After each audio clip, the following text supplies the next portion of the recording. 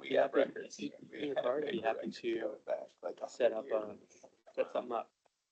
That was a whole effort. Thank you. All right, folks, I think we're going to go ahead and get going.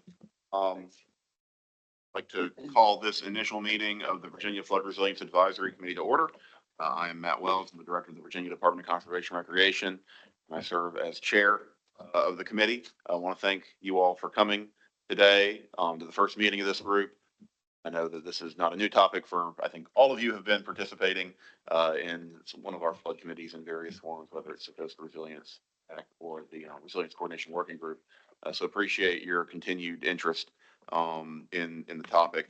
I think this is an opportunity for us to get together as interested parties here and talk about coordinating our plans, sharing what we all have going on, and helping the department as we craft the updated Virginia Flood Protection Master Plan. So while we're the staff support for the committee, and I chair the committee, we do welcome all the members to participate in it. And in fact, the HCD and RISE are going to be presenting a little bit at the end of the day today. Just as a reminder, this is a public meeting. We are live streaming it virtually for members of the public. We do have the opportunity for public comment at the end of the meeting. So if you want to avail yourself of that, there's a sign-up sheet back there. Just some housekeeping as a reminder, all of the mics are hot unless you press the button. You have to hold the button down and then they're not hot. So I think at this point, we are going to proceed. In lieu of a roll call, we'll just go around the room and have folks say who you are and who you're with.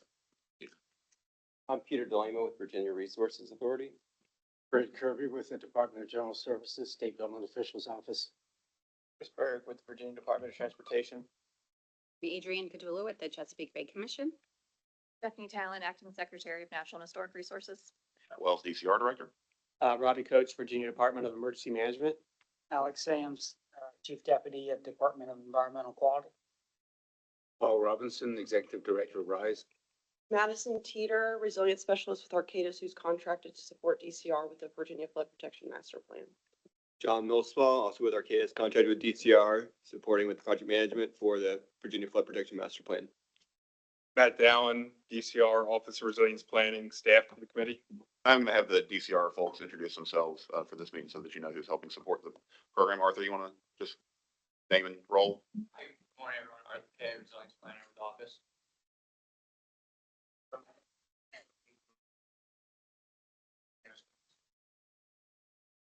WBC Wilder Fellow.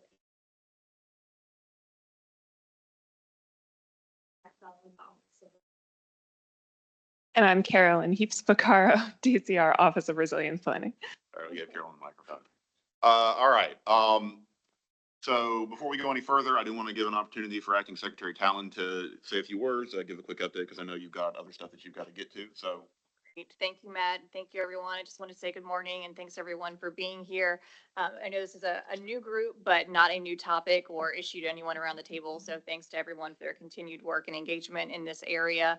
As Matt said, this is kind of a busy time, and I appreciate everyone taking the time to be here during General Assembly. Although we said earlier, maybe the day after crossover actually is the best day to have a meeting like this. We're all kind of breathing a little bit. So with that being said, I do have to pop out after this. So I just wanted to take a minute to say hello and thank everyone for your work here. I also want to introduce the newest member of our team, Sigrid Lampy, who's in the back here.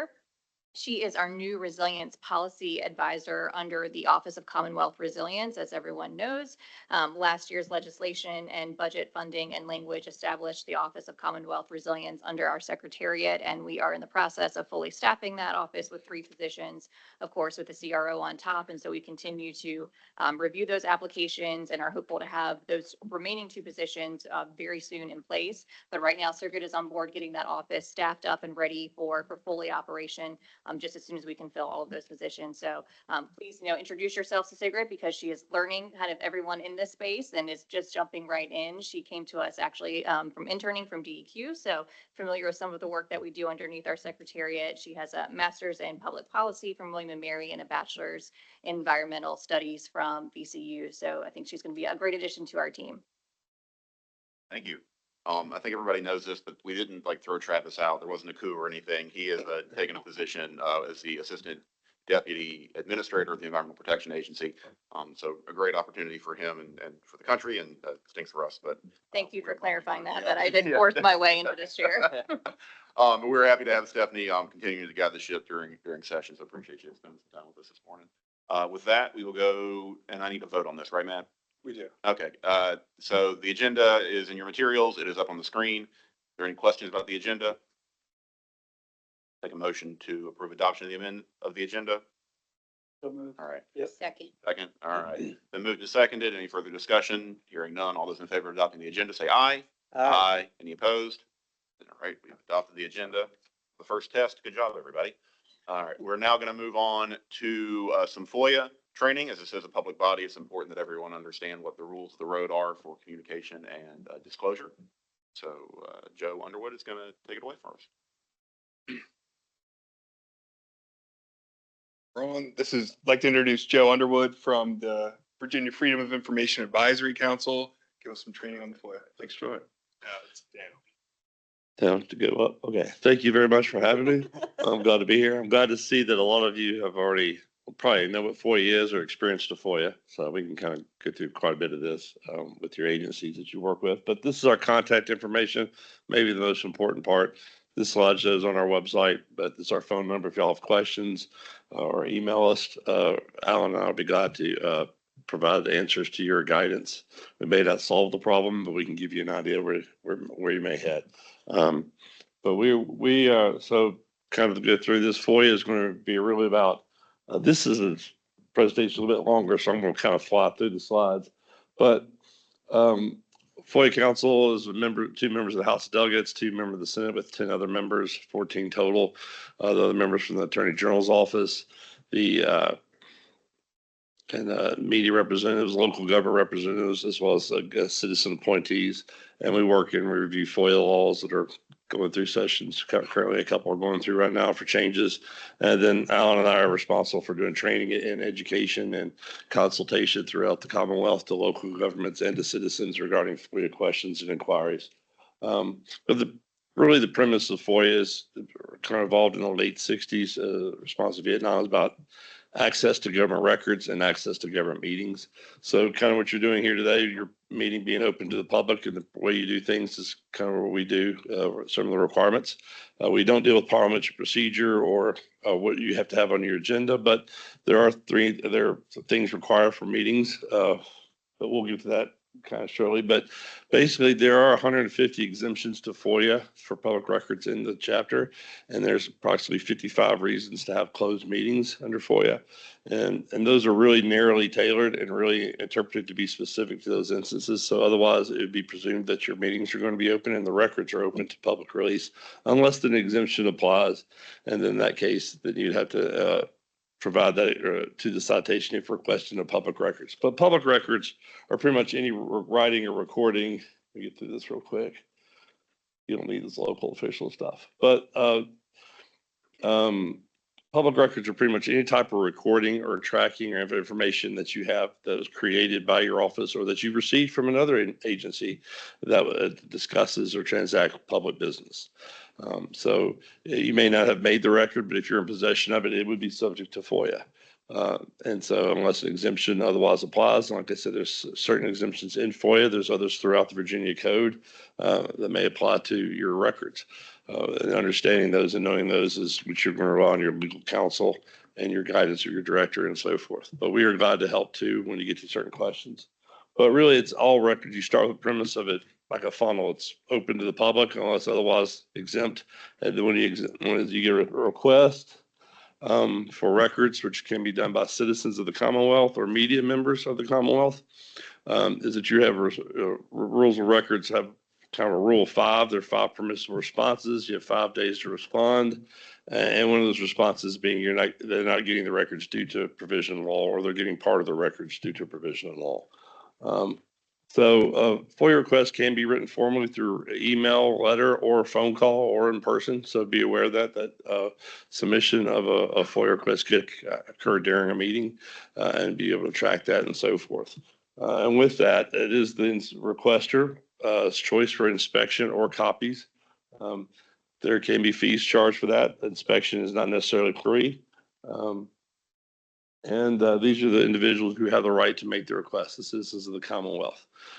We have a policy. We recommend providing records. The FOIA Council has a policy that we recommend providing records to out-of-state requesters because you're able to negotiate a more time to respond, but you're also able to maybe receive payment up front for the records. But that is the prerogative of the public body.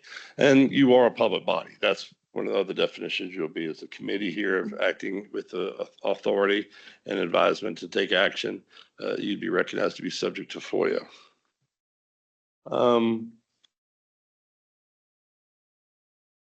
But anyway, the purpose of why a requester asks for records doesn't really matter. That we all have the same rights. Every citizen in the Commonwealth has a right to request records of their government, whatever government. It could be, even though I don't live in Bristol, Virginia, I could still call Bristol, Virginia if they have an issue on there that I'm concerned about. I could request their records.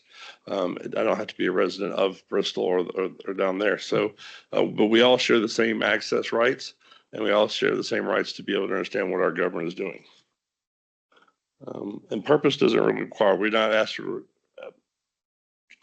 you can't really ask what their purpose is. You have the right as a public body to ask for the name and legal address. That's to obtain whether they're basically if they're in you. But the requester needs to identify the record with some reasonable specificity. They need to be able to identify records that they're seeking and that you're able to identify and provide that to them. Records could be your emails, could be your text messages, depends if you're discussing transacting public business on those devices, maybe creating public records. So just be aware of that. Public records have rules of 5. There are 5 working days to respond to a request, and there are 5 permissible responses. All these responses here are kind of authorized by law. The first one's the only one that's not required to be in writing. The other 4 are required to be in writing. You're not required to create a record. If you don't have a record, but you know of another body that does, you should refer them to the requester to that body, but you're not required to create a record or provide a record. A requester may request a record in a certain format or medium of digital, and that if you use in your regular course of business, you'd be required to provide it, but you're not required to create records for them. I'm kind of going quickly so I can get to some questions here, but the key thing is once you get a request, it all starts with that. Once you get a request to see what's being asked for, to see that it applies to what your agency has records of. And then you look to see if there's any exemptions that apply. And the most exemptions in FOIA are discretionary. So you have the option to use them or not. There are very few prohibitions from releasing records. So first 5 numbers, social security number, driver's license information, certain things like that, tax information. But for the most part, there are very few prohibitions. Most of the exemptions are discretionary. And if you're using an exemption, it only applies to that information that meets that exemption. So you kind of review that, redact it, and then you could charge in the way it counts by the time and accessing and providing those records is tied to that. The production costs can be charged to the requester. They must be reasonable charges.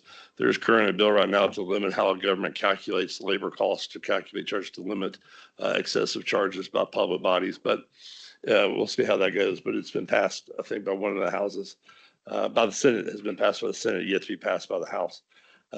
But we'll see. But it kind of addressed accessing, duplicating, supplying, or searching for records. Those are the activities. And under searching include reviewing and redacting confidential information.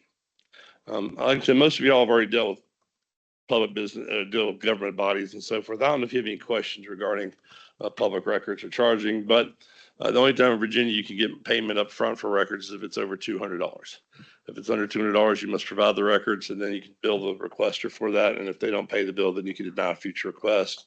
But other than that, if it's over $200, you can require a deposit. Of course, you can always waive the fees, but that's a different policy and altogether, and we don't really have advice on that. That's up to each individual public body. But the key is 5 days to respond with one of the 5 responses. And to, if you're having charges, once you receive a request, the key is to letting the requester know that they have a right to an estimate and that you have the right to charge for those public records. That's one of the first things that needs to be communicated. But there are many exceptions. These are just a couple of them. Contract negotiations, procurement negotiations. Those are exempt records, but once those decisions are made, their contract is awarded or the a decision is made, then those records are usually subject to release. So there's a time limit on those exemptions. And there's other ones, personnel records and well, others. Like I said, there's 150. I won't go through those. Many would not apply to you. Many apply to specific state agencies.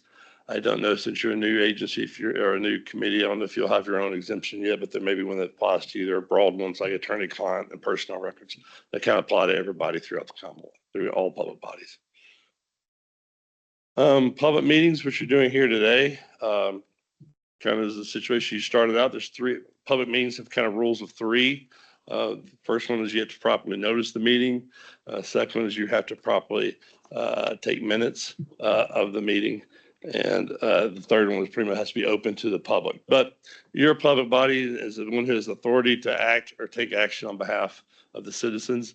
And when that is, when you're conducting, if more than three of you get together and you start discussing public business, you're basically having an unannounced meeting. So that's one of the warnings you want to be careful of that.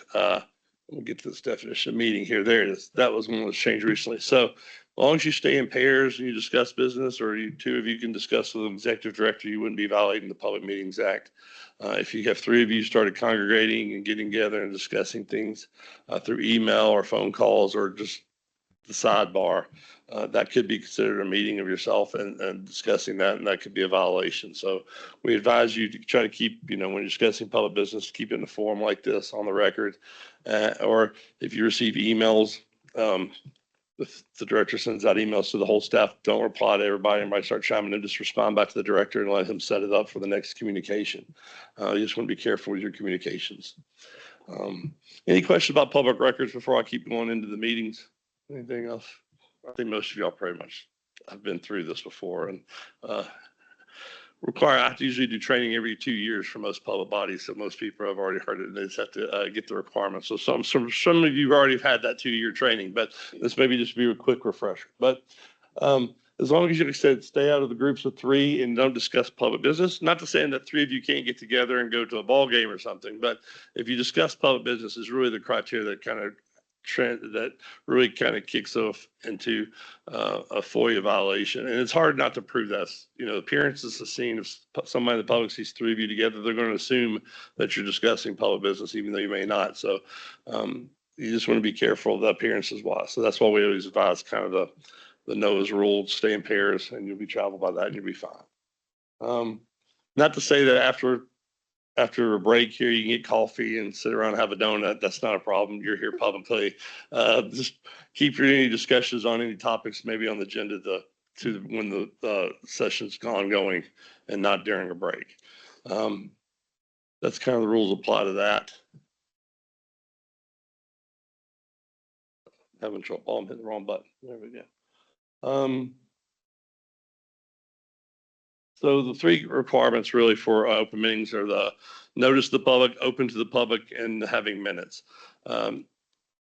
Key today is, you said, this is an open building. You have to have your meetings where the public can attend. The public has a right to record if they so choose to. You can't deny that. Public has a right to be present in the room with you unless otherwise provided. For instance, if all these chairs were filled up and there was no other room and you had to go to another room for a live stream, that'd be acceptable. But as long as they have access to sit in the room with you, that is permissible under FOIA. And the recording of the minutes is the key. Minutes is taking the official, that's the official transaction of what happens today. That's going to be the official record. That's the public record of which business you've covered today. But the notice required to be placed in certain locations 3 days in advance. Most of these things are going to be handled by your staff and executive director and so forth to make sure it complied with this, but just wanted y'all be aware of these. Special meetings, emergency meetings may be held without the 3-day notice requirement, and they're reasonable under the circumstances. You may have met people who sign up for direct notice. You must provide that to them if they've registered for that. But open meeting must be, like I said, they must be able to come into the room, must be able to record it, must be able to observe you. Now you can dictate, time and expressing a public comment and so forth. But there are limitations, but you can't limit how they can, you can direct how they can record the meeting, but they have the right to do so. But the meeting minutes are going to be looked at every day. Every time your next meeting, you're going to have minutes to review and adopt. It's going to be important to review those because when you review those and adopt them, they'll be required to be posted on the website, and that you're required to, basically, that will be the official record. If you made a mistake or did something wrongly and you adopted the minutes, you're going to show that that's what you did. And that's what a court would look at when they first, if you're ever challenged in a court action. So please be advised of that to make sure you get the review of the minutes. And the minutes are going to be recording pretty much the notice, the attendance, summary of issues discussed and voted upon, as well as any record of those votes, and if there's any closed meeting requirements. Has anybody done closed meetings with certain boards? You may have ever heard of closed meetings or used those before? Okay. Well, there are 55 reasons for closed meetings. Touch this real quick, but agendas, FOIA just requires that you, when you have a proposed agenda, you make it available to the public. There's one available for public inspection. As long as you have that, you'll be fine. Along with the supporting records, those will be subject to public records. Drafts of public records considered for thing are also considered public records and subject to FOIA. But agendas are not really described under FOIA, what you put on your agenda, how you amend it. But closed meetings are when you decide to no longer be open to the public. And there's a process for doing this, and it's a three-step requirement. First is you have to have a motion and a vote with three parts: identification of the subject matter, purpose, and the law that allows you to do so. If you do that, follow those procedures, then you follow when you go into your meeting that you only discuss in the closed session what that matter is, which was identified in the motion, and then upon leaving closed meeting that you certify what was done at the closed meeting. I don't know how much closed meeting business y'all will have in the future. You won't have much. Okay, well, that's good. So I won't spend too much time on, because that's usually what gets most public bodies in trouble with violations of FOIA violations. Is how to certify a closed meeting, because it has the highest penalty in FOIA, $1,000 for failure to comply with that. But if you do it, please reach out to our office. We can step you through that process, and we have guidelines for doing closed meeting. There are 50, like I said, 55 reasons for having it, and it must be tied to those reasons for being able to have closed meeting. Otherwise, your meetings are open to the public for consideration. And that voting, any type of voting, must be on the record, so you don't vote in closed session. You know, you discuss and consider matters, kind of private discussion in closed meetings, but voting has to be on the record. That's recorded in the minutes. And these are just some of the issues you could use if you're awarded a contract, or discussion of contract, or personnel issues. Those are certain things that can be covered, or legal matters if you interface yourself in a legal matter.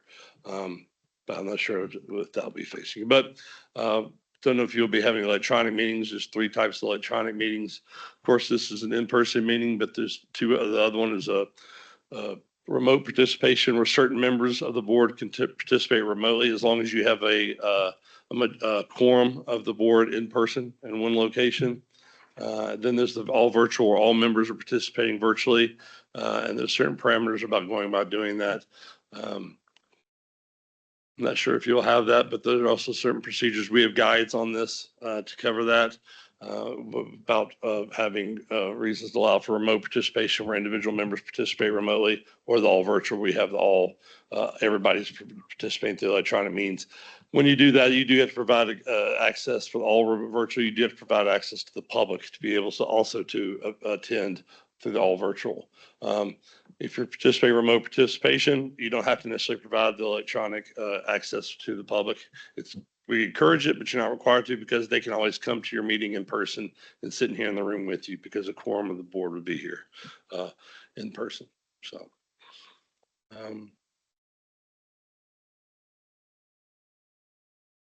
This is kind of, before you do all virtual or remote participation, you must adopt a policy annually to be able to do that in the in-person meeting.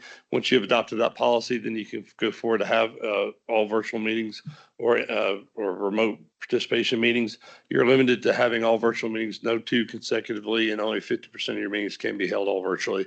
Otherwise, you need to be in person or allow for remote access or remote participation meetings. And then there's, of course, the last one is the states of emergency. You're allowed to have electronic meetings virtually during declared states of emergency by the governor or a local jurisdiction. In that case, you do not have to have a policy, and it needs just have a statement of necessity kind of at the beginning there. The purpose is to provide the continuity of operations of a public body. And if you're dealing with floods or so forth, there may be an occasion where you would have a emergency meeting, and so that you'd be advised of that. That's pretty much what we did under the COVID crisis, is kind of how this is operating. That still stays in the books, to have a meeting where, you know, we have everybody participating remotely through virtual means because of the crisis that you're facing at that time. So I do have guides. Like I said, this slide shows available online. We have a guide on social media. We have a guide on email use and so forth. I'm not going to really cover too much on penalties because I don't think you're going to have any problems. But if you do, it's just challenging the court system, and you just have to defend. By that time, you would have called me probably. We've discussed it and probably make sure it worked out. But anyway, nobody goes to jail for FOIA, or at least nobody's gone to jail yet for FOIA. Most of the penalties are civil penalties to the literary fund. And we love literacy in Virginia, but we don't want to fund it through FOIA violations. So we want to make sure you take care of that. The one thing I will come back to kind of about public records. There's a record retention. FOIA does not deal with record retention, how long you must keep your records and maintain them and so forth. That is under the Public Records Act, monitored by the Library of Virginia. Our advice is, though, is to follow your schedule for destruction of records. If you keep records longer than you have to, they are subject to FOIA. So if you have 5 years of requirements to retain emails or certain records, follow that 5 years. If you keep 10 years and you get an email request or a request for 10 years of records from the public or a citizen, and you have to maintain those and kept them in your possession, you would have to provide them. If you follow your correct schedule for destruction and properly lawful destruction of public records under the law, you don't be subject to those 5 years you're required to keep it. So we encourage you to your staff to know that and keep up with that and to be aware of that. And then if you do use your personal email or your personal cell phone, that you may want to forward those emails to your government account or another account so that you can keep a record of that public record that you may have discussed public business, not on your personal device, but on the government device that you all given. But all y'all are government. Everybody here seem to be with some government agencies where y'all have a government address. Stick with your government address, your email address and phone, and you'll be fine. Any questions about FOIA? This was about an hour and 15 presentation done in about 30 minutes, just to let you know. Both Matts kind of said, 30 minutes, right? I was like, I could do 30 minutes. We can do that. Fortunately, I know all of y'all had FOIA and y'all been through the whole discussion several times every 2 years. But if there's any questions, like I said, please reach out to our office. We'll be glad to help you and guide you. The key thing is just with your meetings, open, courteous, follow your rules, follow your procedures. If you get a request for a public record, somebody can submit it to you directly as a member of the board. Communicate that to your FOIA officer or the director, and they can work together to get that records, because the 5 days does start counting, and 5 days start the day after you receive the record. So it can be quickly sneak up on you. It could take time to provide those, to look for the records, review those records, and provide those records. So just let you know that communication is always the best part in FOIA. And with the requester, if you don't know what they're asking or know what they're requesting or know what they're seeking, work with them, talk to them. There's a duty in FOIA about 3 different times that the public body or the public employees and the officers work with the citizens on the production of records. That's not the same requirement for the citizens. They don't have to be reasonable or cooperative, but we do. And that's kind of, we encourage you to, it's kind of the customer service aspect that we provide, is just to help them find out what they're looking for and help them go on their way to be satisfied as a citizen of the Commonwealth. But anything else? No. Okay. Thank you, Joe. Any questions? Any questions, please email me if you get questions. I'm sure I deal with all the soil and water conservation districts. I visit them. I reserve going to Grays Mountain every summer to go up there and speak to the group, because I worked there when I was a teenager in college, and I go up there for at least one lunch of peach cobbler and so forth. So I enjoy going to visit the group up there at the Grays Mountain. But thank you for having me, and appreciate it. And I know y'all will be for compliant with the laws. Thank you. Thank you, sir. We appreciate you coming down. We appreciate you, cramming all that into the half an hour. I think everybody here is familiar with it. Remember, no one's gone to jail yet, but you don't want your name in a law book. For That's that. right. That's right. And we went, and I know you want to stay on time because you got a lot of stuff to do. I've been Got a there lot of too. stuff to cover. So, Thank you, sir. All right.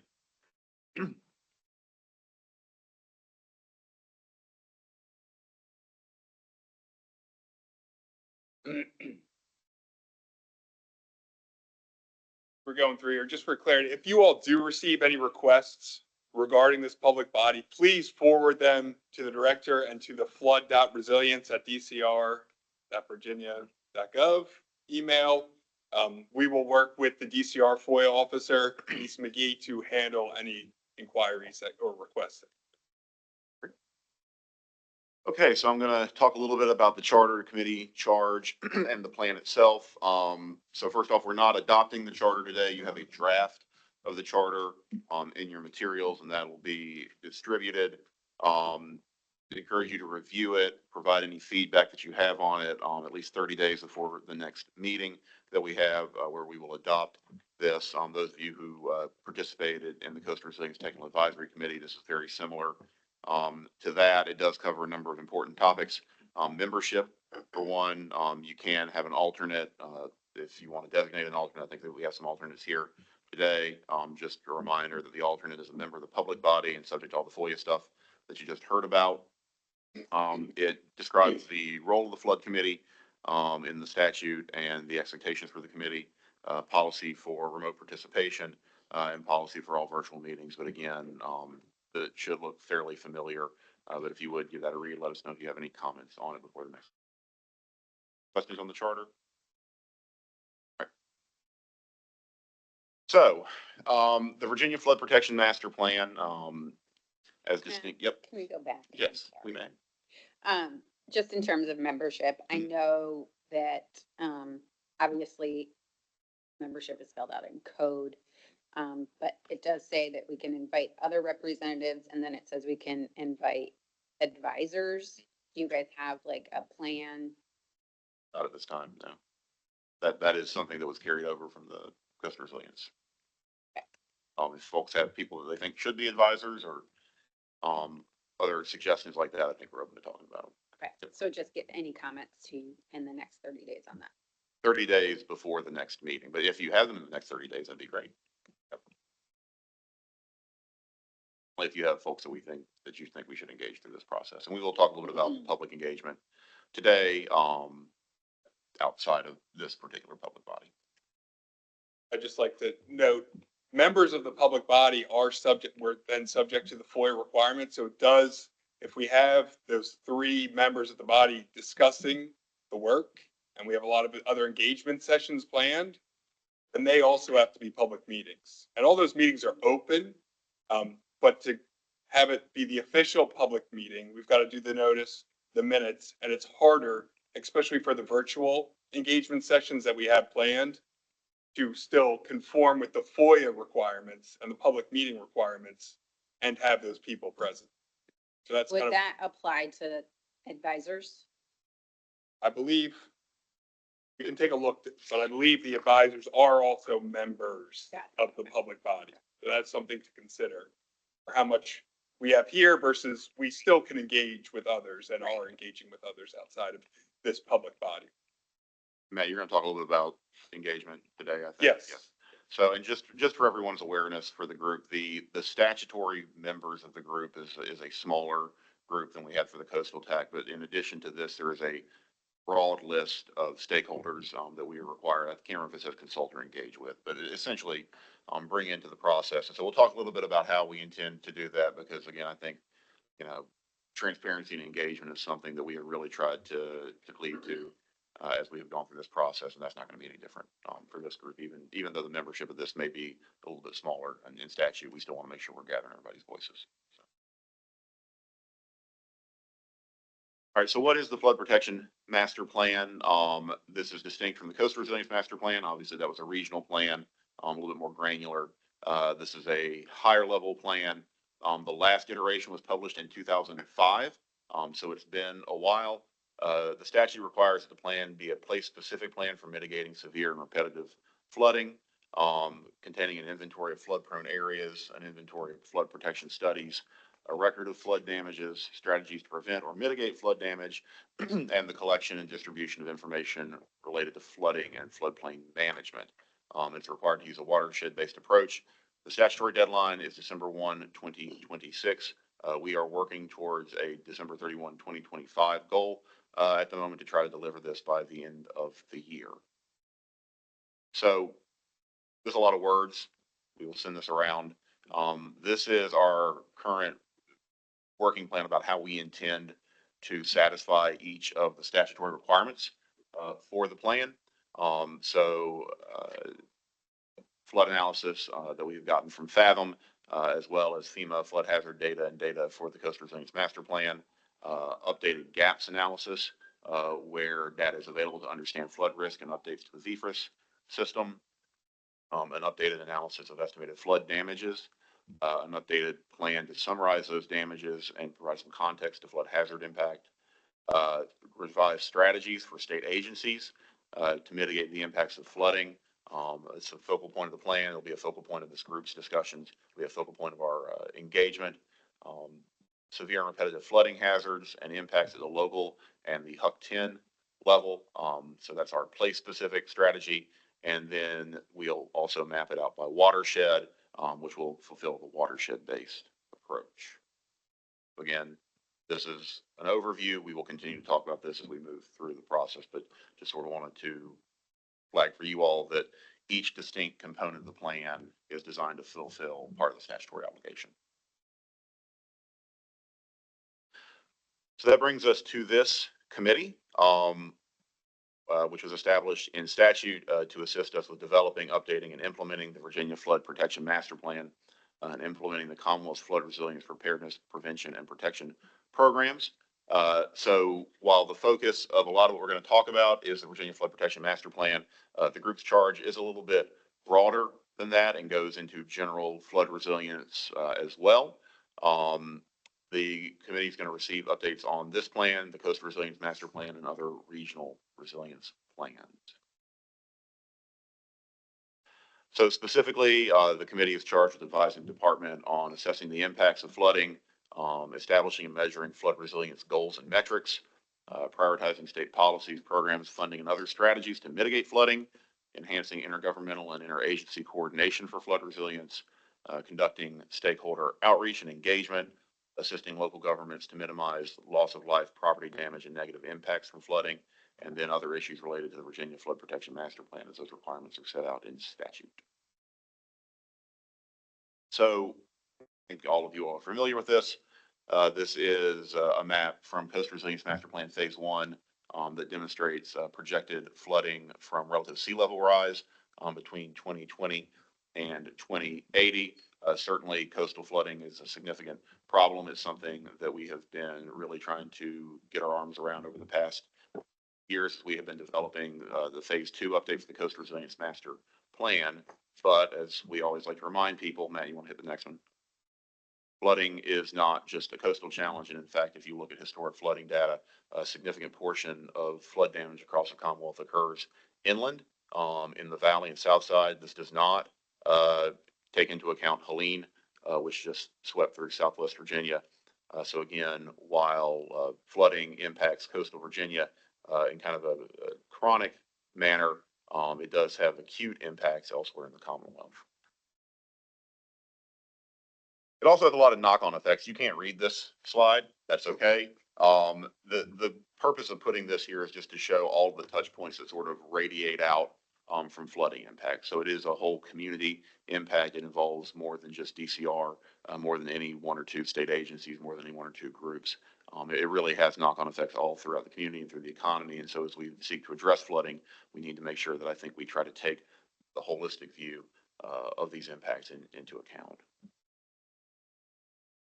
I also just want to flag sort of where we've come from, because I think we've come a long way in the Commonwealth from the issuance of the Coastal Resilience Master Planning Framework, and then Phase 1 of the Coastal Resilience Plan, the continued development of the Community Flood Preparedness Fund, the establishment of the Coastal Resilience TAC, and the Resilient Virginia Revolving Fund, the establishment of our Office of Resilience Planning within DCR, all the tremendous amount of work that we did on flood resilience coordination with the Coordination Working Group in 2023 that led to the legislation last year that established the Office of Commonwealth Resilience and really positioned the Chief Resilience Officer as an all hazards CRO.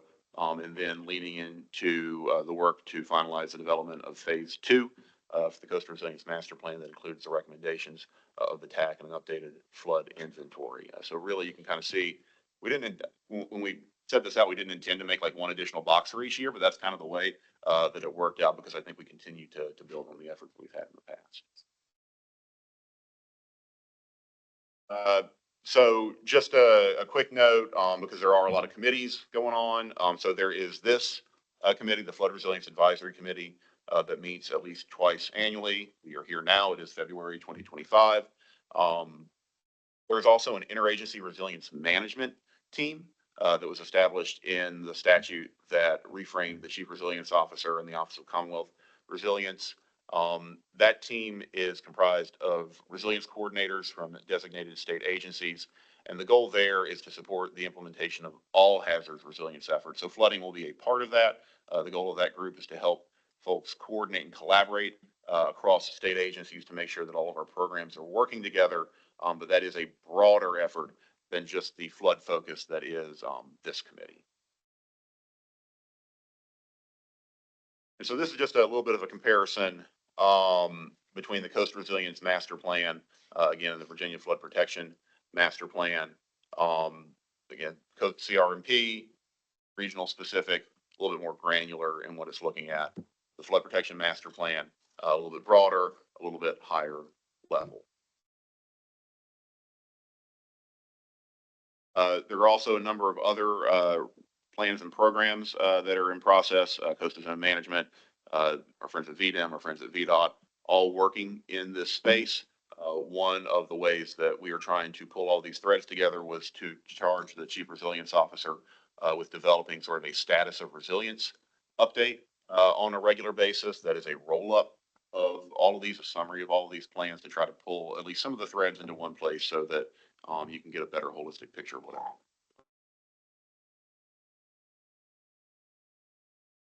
Just a couple of notes on some upcoming items. We did close round 5 of the Community Flood Preparedness Fund. We got 70 applications requesting about $65 million in grant funding. We are doing some floodplain management training with our PDCs on the 25th. Flood Awareness Week is March 10th through 14th. So if you haven't gotten your Flood Awareness Week card for me, you still have time to do that. But we are going to be doing a number of awareness activities around the Commonwealth to talk about the risk of flooding. And then we are in the process of finalizing updates to the state floodplain management standards. Those are circulating right now for some internal comments, and then we will put them back out for public comment. They have been significantly revised since the last time they were put out for public comment, and I think greatly improved based on the feedback that we got. So the goal is to have those finalized prior to the end of the year. On other agency side, DEQ has had their coastal policy team meeting on February. They're having it on February 6th. I forgot what day it is. And then VDEM is having their hazard mitigation plan workshop on February 26th. I'm going to stop, turn it over to the other Matt. All right. Thank you, Director Wells. Wanted to give you all an overview of the Virginia Flood Protection Master Plan. And then I'm going to hand it over to our contractor, the Arcadis team, who I'll introduce in the next slide, to go through kind of where we're at in the process.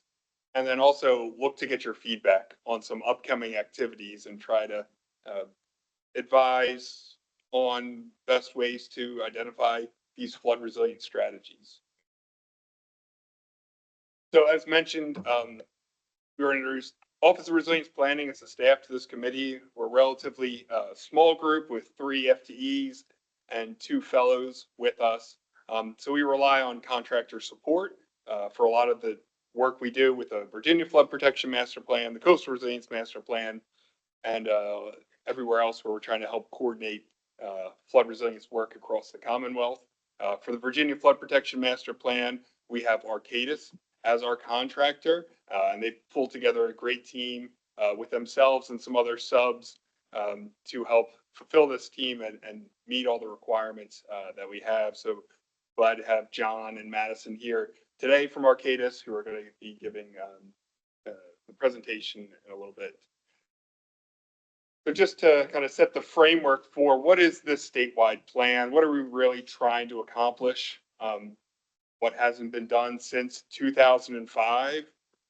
We, as a Commonwealth, not just DCR, but across all state agencies, don't really have a coordinated, aligned plan of action of how we're addressing flooding together.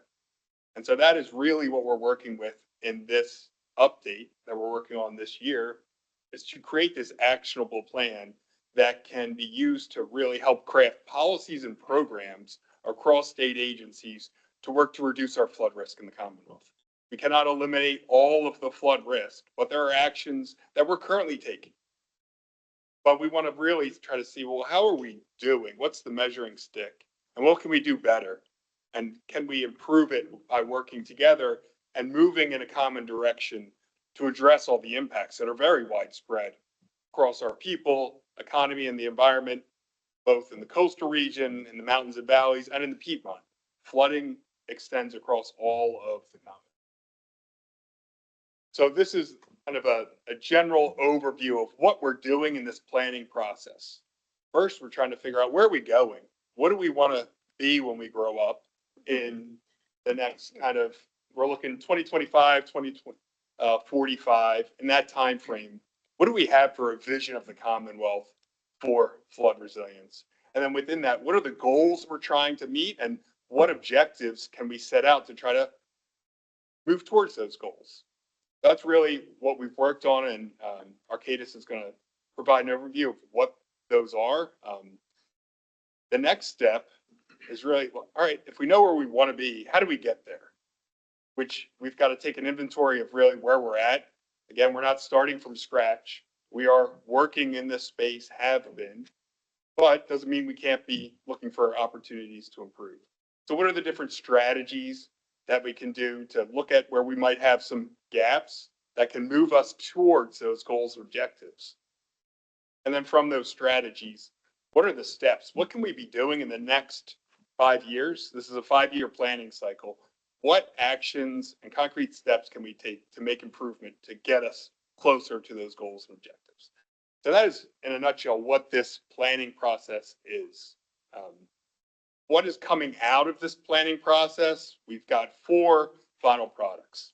So there will be now a written plan, which is meant for the audience of the Governor and General Assembly, laying out, here's what we want to accomplish in the next 5 years. Beyond that, we're going to have an implementation guide, which gets into more details and is kind of a quick reference for the state agencies that are participating in this planning process of what are we saying we're doing, or what can we work on in these next years. We're also going to have a public facing story map and data viewer, right? We also need to continue to build awareness across all of the residents of the Commonwealth of the risk, but not only what the problem is, but what is the state doing to try to address the problem? What are we doing for the people in the Commonwealth to make things better, to reduce our flood risk? And then we're also updating our webpage on the DCR, overall DCR website. Not only will the plan be posted there, but providing updates. So we've been having virtual feedback sessions and in-person working group. Those meeting summaries are posted on the webpage.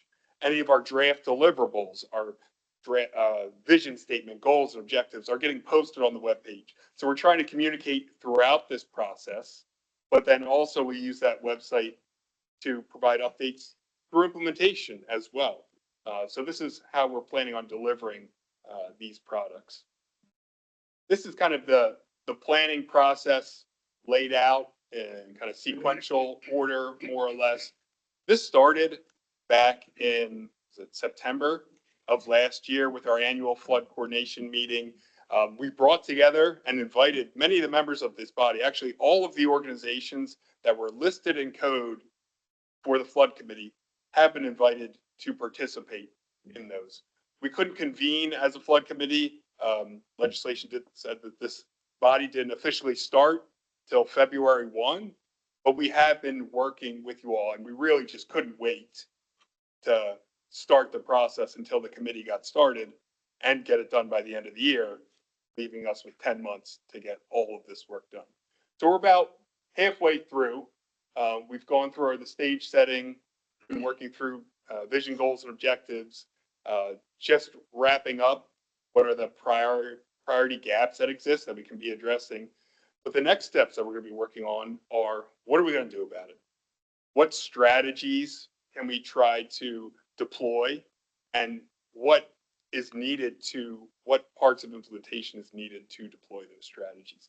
And that's where we're looking for your feedback today, and we'll get into some discussion points a little later on. Speaking about engagement, so there's two things on this slide. I'll focus first on the right and kind of the multiple levels of engagement in this planning process. At the core of the planning process is the DCR team, our contractors working on this, and you all as the flood committee to advise us on this. The next step out is the core stakeholders, who, again, many of the same organizations that are members of the flood committee, but more of the staff, program leads that are in the trenches day to day and know what some of the challenges are, where some of the opportunities are. Then we go even broader to our supporting stakeholders, and these supporting stakeholders are invited to our virtual feedback sessions. And so again, we still invite our core stakeholders, who are primarily state agencies, but also have representation from local governments. One of your handouts should be behind the flood committee charter, and there's digital copies that we can post the link online. Stakeholder engagement summary is a quick little 3-pager that provides more details on these different levels and exactly what organizations are invited and have been invited to participate at the different levels. So please take a look at this. So distracting myself, supporting stakeholders a little bit broader, but then we also have general public and are working on our public outreach and engagement strategy to not only solicit kind of the practitioners and the state agencies, but broader feedback from the general public on this planning process, both to help us understand and see their input, but also to provide some more color and context to some local and more personalized challenges that people face all across the Commonwealth. On the left side is our diagram of how we are integrating all of these flood resilience planning products. At the top is our state level Virginia Flood Protection Master Plan. It is informed, and we've been looking back at kind of what has happened in the Coastal Resilience Master Plan. We're hoping that those regional plan is also informed by what's going on at the local level, whether it's a locality developing its local hazard mitigation plan or a local flood resilience plan, or including in their comp plan, that information is getting fed up into our regional plans, that it's helping inform the statewide plan, but we're also helping to provide guidance and direction and be a kind of a beacon of where does the state want to move, to indicate to the regions and then to the localities of where the state's looking to go, to see how they can work within this framework. And then it's really just a circular iterative process that we are trying to inform, but also be informed as we're developing this process. So here is a quick overview of the time frame. Told you we're right about in the middle. We've got some engagement sessions planned, both virtually and our in-person workshops coming up. Just wanted to highlight, when do we think the next Flood Resilience Advisory Committee is going to happen? It's not scheduled, it's on the books, but we're looking a late summer timeframe, potentially August. After we're working with the staff in your organizations on the strategies and the implementation plan, we want to bring it back to you all and try to get your buy-in, because we really do need your buy-in. DCR can't do all this work. In the next 4 years after this plan is released, we're going to need other state agencies to take action. beyond DCR. And in order to take that action, we want to make sure that what we're putting in this plan is achievable. You all have buy-in in it. And we're also want to make sure it's helpful for our other levels of government too, right? We want to make sure what we're producing helps regional and local governments. So we're trying to get that through a lot of this feedback, and then ultimately get this plan delivered by the end of this calendar year. We're 10 months away from that.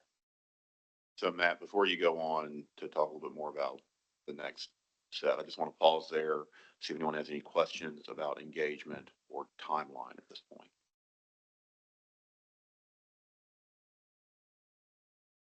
All right, I'm going to hand it over to John from Arcadis to go over the plan. Good morning. We appreciate the opportunity to be supporting this critical plan, appreciate this body's role in it. So we're going to start to update you on some of those key components and development of the plan process and solicit feedback through this process. So as Matt shared, in terms of sequence of things and talking about the vision, goals, and objectives, our team has developed these and initial research of the gaps, and then working with those stakeholders, the core and supporting stakeholders and DCR staff develop these. And so the vision statement for the plan is a thriving Commonwealth proactively addressing flood risks to further strengthen the resilience of communities, the economy, and the environment now into the future. So that's at top level, serving as the overarching statement that outlines that long-term aspiration and desired outcomes for flood risk reduction across the Commonwealth to be achieved through the implementation of this plan. It was developed to encompass both the motivations of the plan and also tie together the goals of the plan. The goals of the plan, threefold, are to mitigate current and future flood risks statewide, two, advance lasting and unified strategies to address flood risks, and three, capture additional benefits through flood resilience. These goals are the actionable targets that support the overarching vision statement, creating a flood resilient Virginia, and are intended to provide succinct ways to characterize the multiple aspects of flood resilience that the plan focuses on. Next here, looking at those objectives. The objectives are those specific measurable steps to help achieve the goals and are what we're using to evaluate the policy and program strategy options under considerations to address the identified flood resilience gaps. So we'll go through each goal and the objectives that fall under each of those. So under the goal of mitigate current and future flood risk statewide, and I'll pause right there to say that you have all these in front of you in the handout, so you can see these up close and track along as we move forward today. But under that first goal of mitigate current and future flood risk statewide, the objectives are A, reduce negative effects on human health from flooding, B, reduce negative impacts to vulnerable populations from flooding, C, reduce flood damage to buildings and infrastructure, D, reduce economic disruptions and losses from flooding, and E, reduce negative effects to natural and cultural resources from flooding. Under the goal of advance lasting and unified strategies to address flood risk, the objectives A, increase understanding of current and potential future flood risks, B, strengthen the ability to prepare for and manage flood risks, C, increase the adaptability and effectiveness of flood resilient strategies to potential future conditions and regional interest, D, increase the return on public investments in flood resilience, and E, increase the accessibility of flood resilience resources, opportunities, and information for all Virginians. Under the goal of capture additional benefits through flood resilience, we have improve health and quality of life through flood resilience. We also have boost the economy through flood resilience and enhance the natural environment through flood resilience. Turn things over to Madison to talk through the gaps. While we do that again, I just want to pause and see if anyone has any questions. Go through again, it's in the handouts that you have, so. Thank you. Thank you, John. John had the opportunity to present all of the information that we've already put a bow on, but I get the privilege of sharing what we're currently working on and getting the feedback from you all. So please, if there is any point where you have a clarifying question, please feel free to interrupt me. I will do stopping points throughout my presentation where I think there may be questions, but please just alert me if something needs further clarification. So after the vision, goals, and objectives were developed, the next step in that process that Matt showed that overall timeline was identifying those primary gaps that need to be addressed through the development of the plan. And so just to start off, we want to outline a couple of terms that I'm going to be using during this presentation that will help familiarize with how we've been thinking about this analysis. So in the context of this presentation and for the plan and this analysis, GAP is defined as a practice that is not effectively being implemented across and or within Virginia state agencies, which in turn limits the Commonwealth's ability to successfully execute flood resilience strategies statewide. Furthermore, each of these gaps that were identified through this plan process, we put into a category which we're calling a key mechanism. So these key mechanisms are overarching categories of flood resilience strategies that can be implemented within a Virginia state agency scope. Some other things to consider as we're having these conversations this morning are resources, capacities, and current practices, which were things that we analyzed while we were doing this gaps analysis of what resources and capacities do state agencies currently have the ability to implement when looking at flood resilience strategies across the state, and which ones are missing, and then once again, like I said, current practices that are going across state agencies. These are those 8 key mechanism categories that we housed all of the gaps within. So those 8 key mechanism categories are coordination of state agencies, both internally and externally across all Virginia state agencies. We have event response. We have management of 3 things, which are assets, programs, and resources. We have financial support, which is presented in multiple different ways, being grants, loans, and other financial mechanisms. We have outreach in the form of programs and resources. We have planning, both event-based and long-term. We have legal instruments, and then we also have technical assistance in the form of long-term, event-based, and training. I now want to gear your attention towards your third handout that you have this morning, which is the key mechanisms and identified gaps handout. At the top of that, for reference, is the gaps and key mechanisms definitions that I just went over. And then it has the 8 key mechanism categories along with their associated gaps that fall underneath them. I'm not going to go through all 26 gaps that are identified underneath each of the 8 key mechanisms, but I will be referring to some of them throughout the presentation. So just for your awareness, all 26 are included in your handout this morning. So what did this process look like for us as we were developing this section of the plan? First, we wanted to know, once again, what was current practice? What are the existing efforts going on across all state agencies? So to do this, we collected all of the state agency plans, resources, programs, and policies related to flood resilience strategies and analyzed those to see where practices already existed across these 8 key mechanisms that are important for having successful statewide flood resilience strategies being implemented across the state. After that, we did a cross analysis between those documents and our plan objectives that John just went over to identify where those initial gaps exist. Then we had interviews with select core stakeholders, which Matt went over in his presentation and are included in your handout as well, to verify and get really a ground truthing of those that gap analysis that we completed. We also conducted in-person workshops and virtual feedback sessions with both supporting and core stakeholders to further ground truth those gaps and to see where they existed across state agencies. And then we combined all of this analysis and all of this engagement put together for a synthesis of recommending those primary and secondary gaps that we believe should be prioritized within this plan process. I'm going to go a bit into what that stakeholder feedback was like, but I want to pause for a moment in case there's any questions on those key mechanisms and those gaps that I just went over. Great. So let's go over some of the stakeholder feedback that we saw. So what you're seeing here on the left is a diagram of a Menti exercise. If you're not familiar with Menti, it's essentially just a polling mechanism that we use that we ask core stakeholders to rank each of the 8 key mechanisms against each other. So we just ask them to order them in the level of importance that they believe that needed to be addressed in order to successfully implement the statewide plan. So I want to go over those 8 and how they fit into what we believe will be, how they will be prioritized within the plan. But something I want to go over first is this graph that you see on the right, in which we've kind of bumped all of these 8 key mechanisms into 2 broader categories, those being enabling actions and then policies and programs. So enabling actions really fit under coordination, funding, and staffing, and these are the types of mechanisms that really need to be bolstered and upheld in order for those under the policies and programs batch of these to be completely and effectively successful. So those are the legal framework, information framework, and planning and implementation framework. These 2 sectors of coordination can happen concurrently. They don't need to happen one before the other. It's not a chicken before the egg type situation.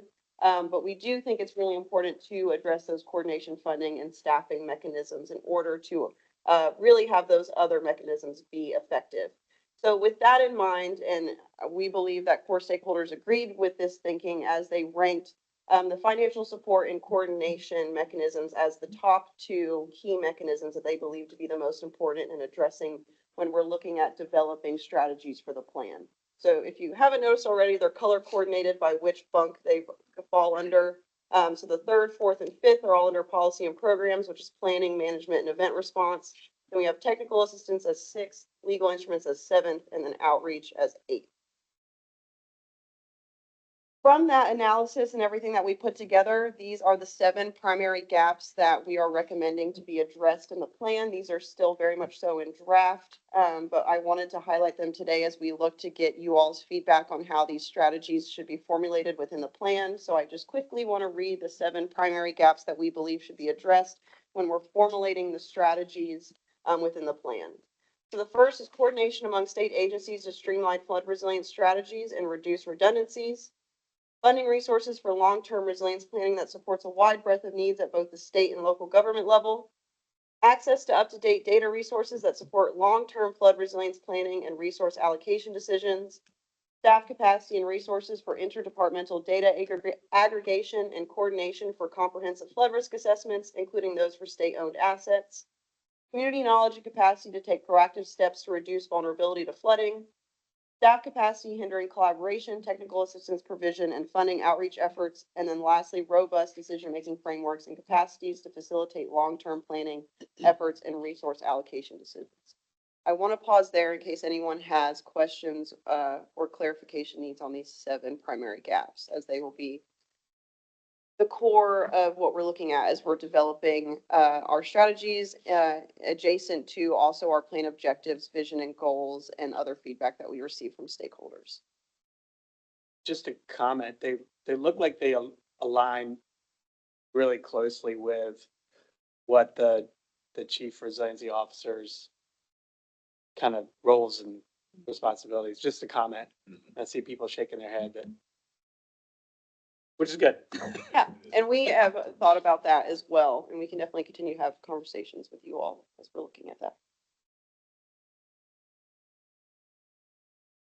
Okay.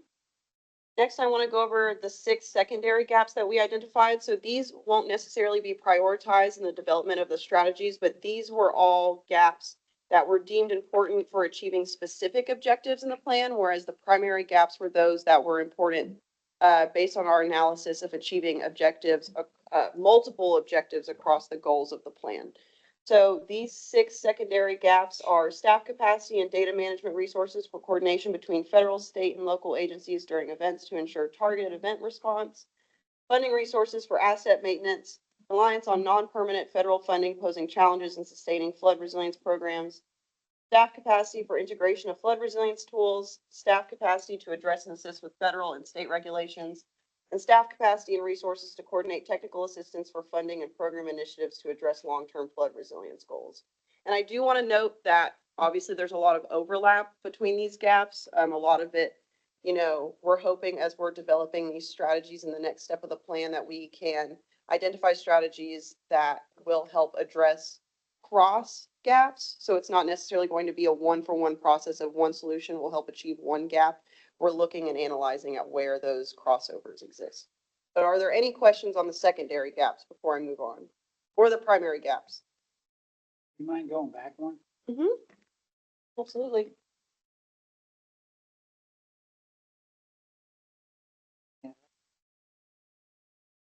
I have not looked at this in depth enough, probably need to look at it, but if you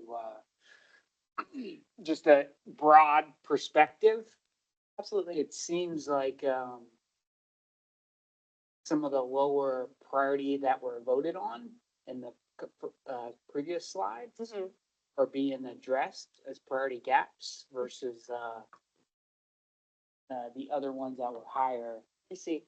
So like, I see one, so like finance support, Mhm. if you go forward, there's one finance support. Yep. and Go forward. Go forward, Oh, sorry. then note, so like one finance support, but it's the number one priority. I don't know if that's been looked at or you guys thought about that at all. Yeah, so something that I regretfully didn't mention is part of the exercise that we ask core stakeholders to do for our in-person workshop is to look at where that crossover existed between the gaps. And many times, if you look at your handout, because it's not on the slide, unfortunately, under the financial support key mechanisms, there's 4 gaps listed there.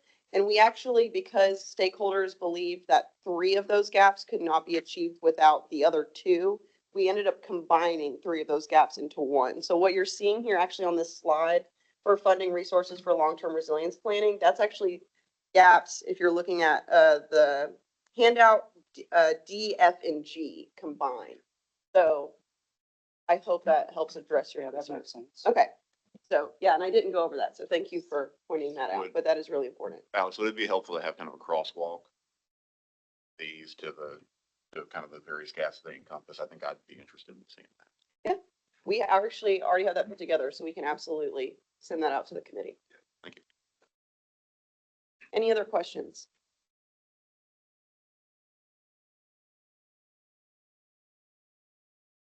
So the next portion of the meeting is really where we're looking to have y'all's feedback. And I'll talk through those questions that we directly want you all to think about in addition to any other notes that you may have for us. But we're getting into that next section that Matt talked about of identifying flood resilience strategies across state agencies. The things that Arcadis is doing in thinking through this process of how we're going to develop these flood resilience strategies. First is ideation. The next is evaluation of these to make sure that they're feasible, equitable, and innovative for the state of Virginia. The next is quality control. And then finally, all of these steps together will lead to our final flood resilience strategies. I'm going to go in a bit into each of these processes more. So first we have ideation. So what does that look like? As we've noted previously, between all of our presentations is data collection from the gaps analysis. So we're going to catalog what data exists that can impact strategy creation. We'll look at what data is still needed and how those needs can be integrated into the strategies so that those data needs can be met. It'll also include stakeholder engagement. So we'll do further interviews with select core stakeholders. We'll have potential engagement points with floodplain professionals, environmental NGOs, and Commonwealth universities located throughout the state. We'll also have a virtual feedback session with both supporting and core stakeholders. And then lastly, in this step, we'll do an analysis of flood resilience best practices from state and federal examples to see if there are lessons learned that we can draw from other efforts that are going on across the country. Some of these resources will be from FEMA, the State Resilience Partnership, and the American Institute for Research and ASFPM, which is the Association of State Floodplain Managers. The next step will be evaluation. So this, we will look at the plan objectives to make sure all of the strategies are relevant to the plan's objectives that we went over and that their implementation helps achieve the plan's vision and goals. We have primary gaps. So those gaps that I just walked you through, those 7 primary gaps, will make sure that the strategies help to address those. We'll also look at the feasibility of completing all of these strategies by 2030, because once again, this plan gets revised every 5 years. So we'll be sure that all of these can be implemented within that scope. And then lastly, we want to make sure that all of these strategies that we're suggesting be implemented are within the state agency scope as well. Lastly, we'll do quality control. So internally for Arcadis, we'll look at having our subject matter experts review these and refine the strategies once again to make sure that they are innovative, feasible, and equitable. We'll have the DCR's Office of Resilience Planning reviewed as well to make sure that there's alignment with the office's principles that Matt went over earlier. We'll also have stakeholder review, where we'll have the core stakeholders who we see as being the main implementers of the plan. Once again, as Matt mentioned earlier, we really want you all's buy-in to these strategies to make sure that they are being implemented over the next 5 years. So we want that input and feedback from you all, both during this session today, and if you all have staff that will be attending our next in-person workshop, we really want to hear, how these strategies can, really be realized within your agency. And I kind of just went over this, but just getting the buy-in from core stakeholders and really thinking about how that implementation really looks like for you all within your agencies as we're looking to that final task of implementation road mapping. So these are the questions that I want to put on the table for this committee today, and I'll go back to this slide. After this slide, we have a couple of examples from different states and locales that we want to go over just to kind of get your brains turning of what these strategies could look like. But the questions that we're asking of you all today, in addition to any other feedback you all want to provide, is really thinking about what is important for us to consider regarding the authority to make funding, staffing, and other resource changes to implement these strategies, the distribution of effort, and thinking about what considerations exist regarding concentration of effort among agencies. So once again, DCR can't be the only agency to help implement these strategies. And then also, how can we really leverage, as Matt said, existing efforts that are ongoing between plans and programs that we might not already be aware of that were a part of our initial analysis. So I said these are the these are the questions that we want to cover today. So if there's any initial reactions, I'll pause here, but I once again, we have examples from other states and localities that we want to provide as a basis of what you all can consider. Questions or comments from the group?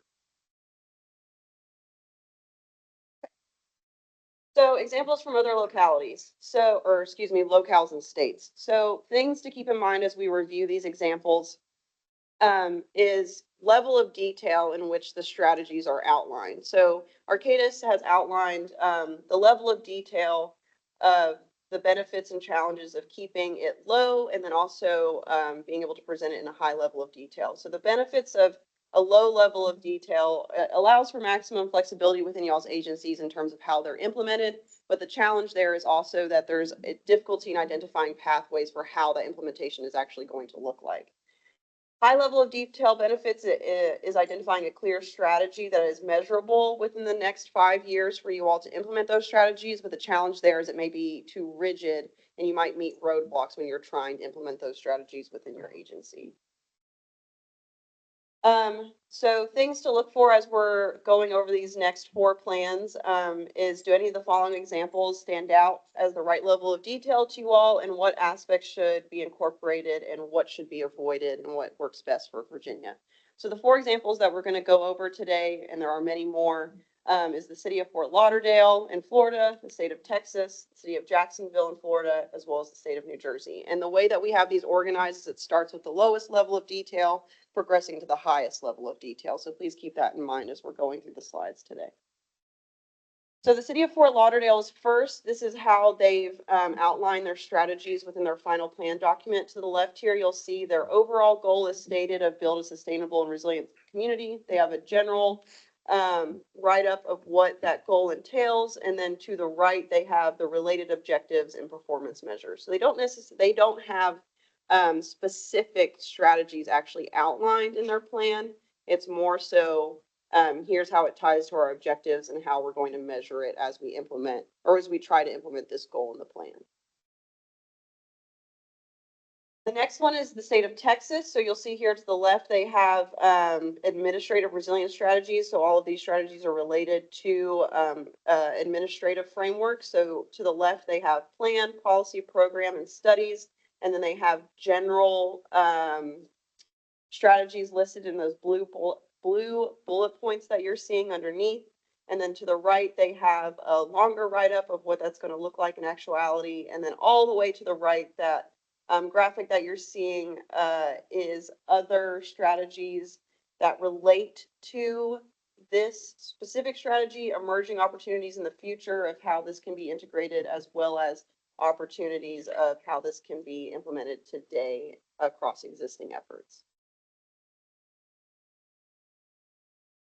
The next one is the city of Jacksonville. So this is much more level of detail than the previous one. They have their strategy up above, which is guide future growth in areas that are at low risk and well connected to infrastructure. You'll see that not only do they have a main action that's well written to the left, but they also have sub actions listed to the right underneath this one into much greater level of detail. And that they've also listed in the bottom left corner an implementation time frame, relative cost, as well as shocks and stressors addressed, shocks and stressors address, implementation partners and potential funding mechanisms. So much greater level of detail here. Lastly, we have the state of New Jersey. Their strategy here is improving availability and access to financial assistance systems for recovery. They have a long write-up here of what that could look like, as well as the cross sections in between that paragraph right up to the left. They have it explicitly written out what issues these actions will help address, what exactly are the expected outcomes. And then also to the right, they have explicitly stated the key players that they see in helping implement this strategy. So that's my last slide. And now we kind of want to have a discussion with you all on those 4 examples, if any stood out, and I'm more than happy to flip back through any in particular, but then also these questions. And once again, happy to answer any clarifying questions if any may have come up. Discussion from the group.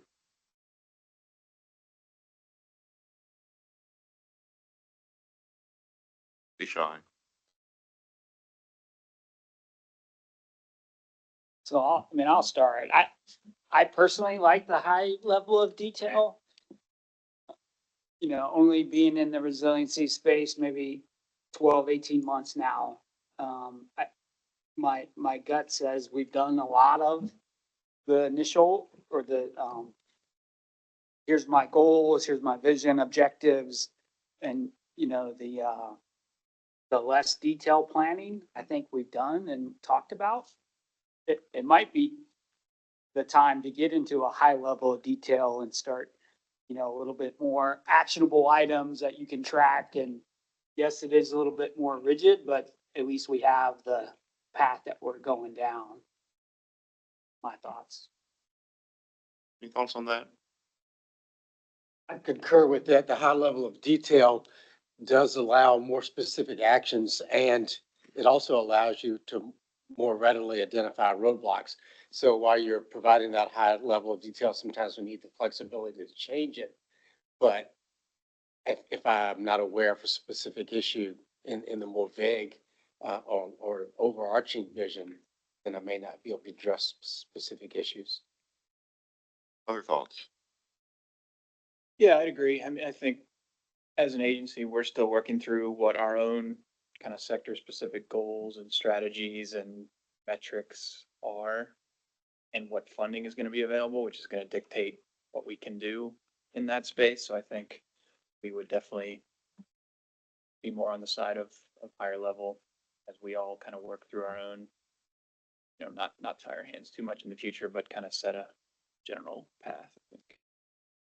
See kind of a medium, a little bit more specificity than we've had. As we know. Past, driving in, honing in a little bit more.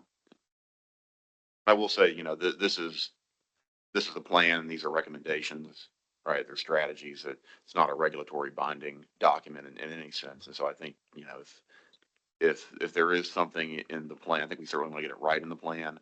We want to recommend things that are going to be doable and actionable.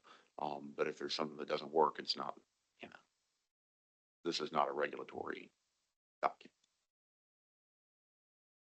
And it's also one that we can get, you know, the update cycle on this is 5 years per statute, but it's also something that can continue to live and evolve. You know, it's going to keep Matt and his team busy for the next couple of years, at least. Other thoughts? I think I'm just getting caught up on kind of the, 4 or 5 deliverables that you went through, Matt? So there's like the plan, which is obviously General Assembly and governor focused. So you want that high level. But then there's the guidance for state agencies. Yes. And that's where I assume you're going to get into these types of questions and needing those answers for that versus. Yes, so there's the strategies, which is the top level, and then within the strategies, the implementation roadmap. Yeah. And so trying to figure out how much detail we get into each and what part of the deliverable is kind of what we're working through. And it could vary depending on who's the people involved. Yeah. And if it's one agency specific, they want it very detailed or leave it open. I think if we're collaborating together, having a kind of a clear path where you need to work with somebody else, Mhm. what are we doing these next 4 years? And then the plan will also talk about metrics evaluation, as adaptive management. What are we doing in the interim? How are we going to measure this and what can we adapt? And so maybe to me, kind of the way that I have thought about it in my head, not to pick on our friends at VDOT, we're not gonna make recommendations in this plan on what size culverts you all ought to be building, but I think it may be appropriate to think about, here are some things that we should consider as we do road design, as we do culvert design, that kind of are maybe a little bit broader than other stuff that y'all would typically consider as a road building agency. Again, not to pick on y'all, that's just the one that popped to mind.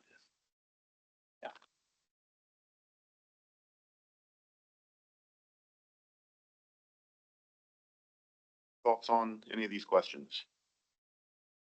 And were there any particular, of the 4 examples that people had strong reactions to? I think that would also be helpful for our team to know.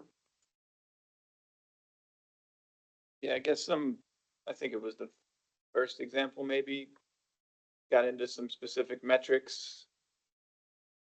Yeah, and I think that's where that kind of caught my eye, would be a little cautious around some of those metrics, because like I said, I think some of these agencies, we are still working on, and I think the field of resilience as a whole is kind of figuring out what are measurable metrics that we can use.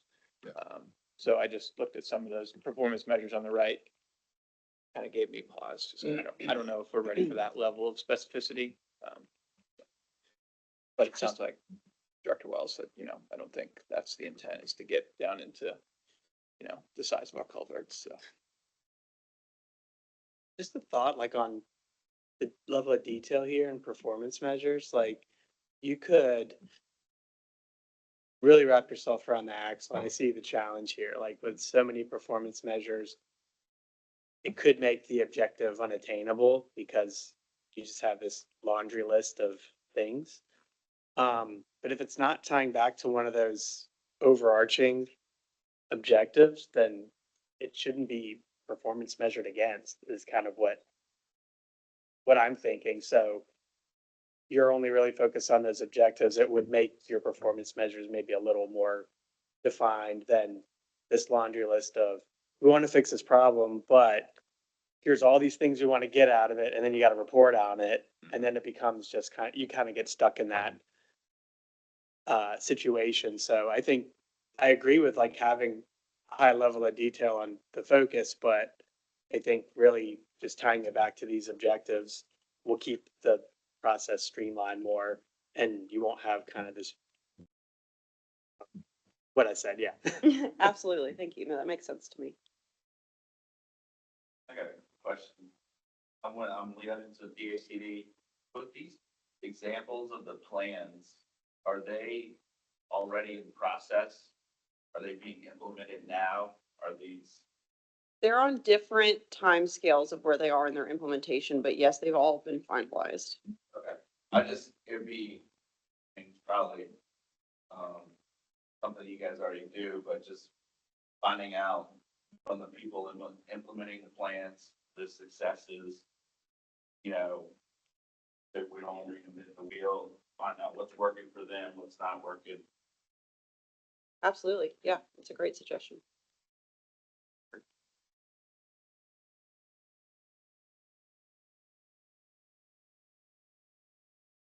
Other thoughts or questions? You can write yourself into a corner by having way too much, but then I think it's somewhere in the middle, like, because you can write yourself into a corner and then you can just have something so open-ended and ambiguous that there's no way to really, measure the outcomes. I think it's like there's a sweet spot in the middle somewhere. Absolutely. To that point, I might be mistaken, but I think the Texas one I like most, but it had a reference to insurance. All of the other ones just had, were focused on, this is the first time I've seen these things and saw them really fast. But lots of them had reference to hardware and infrastructure and that sort of thing. Whereas insurance is a real problem. And this is the only one that I saw where there was a reference to that, something other than actually building infrastructure.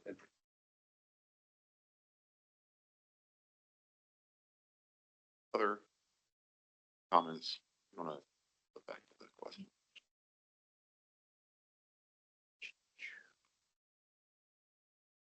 I do think I want to hone in a little bit and so people can start thinking about these. Because I think one of the things that we frequently wind up discussing is the feasibility of not just achieving the metrics or the goals, but the framework within which we are achieving those.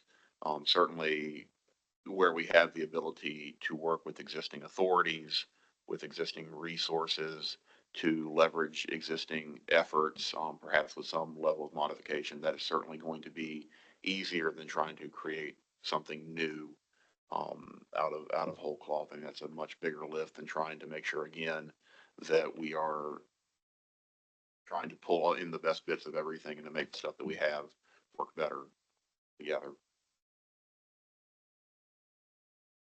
And on that note, are there any particular existing efforts within y'all's agencies that you all think would be more helpful for us to look at with a closer lens? I mean, for DEQ, it's the CZM program. I mean, we sat down and had discussions and explained it to you guys, but CZM is our organization that looks at policies, looks at anything coastal related and gets a good chunk of money from NOAA that can feed into a lot of the resiliency efforts there. Absolutely. Yeah, I have one thing. So you had a map earlier of the coastal flooding and projections for coastal flooding. And we really got into this back in 2019 when we did Executive Order 45. And we did some looking into what models and what projections to use as far as how much increase in flooding there would be. And so I would be interested to know, we're 5-6 years down the road now. What additional data have we accumulated that would validate or make one study seem more valid than others? And then has that affecting their projections for future sea level rise? Yeah. Matt, I think probably at the next meeting or at some opportunity, we can brief the committee on the data sets. Yes. That are going to go into the flood plan. We're working on the impact analysis, the statewide one right now. So that's another building separate from what we did in the coastal, but trying to have that comprehensive kind of consistent look across all of the Commonwealth.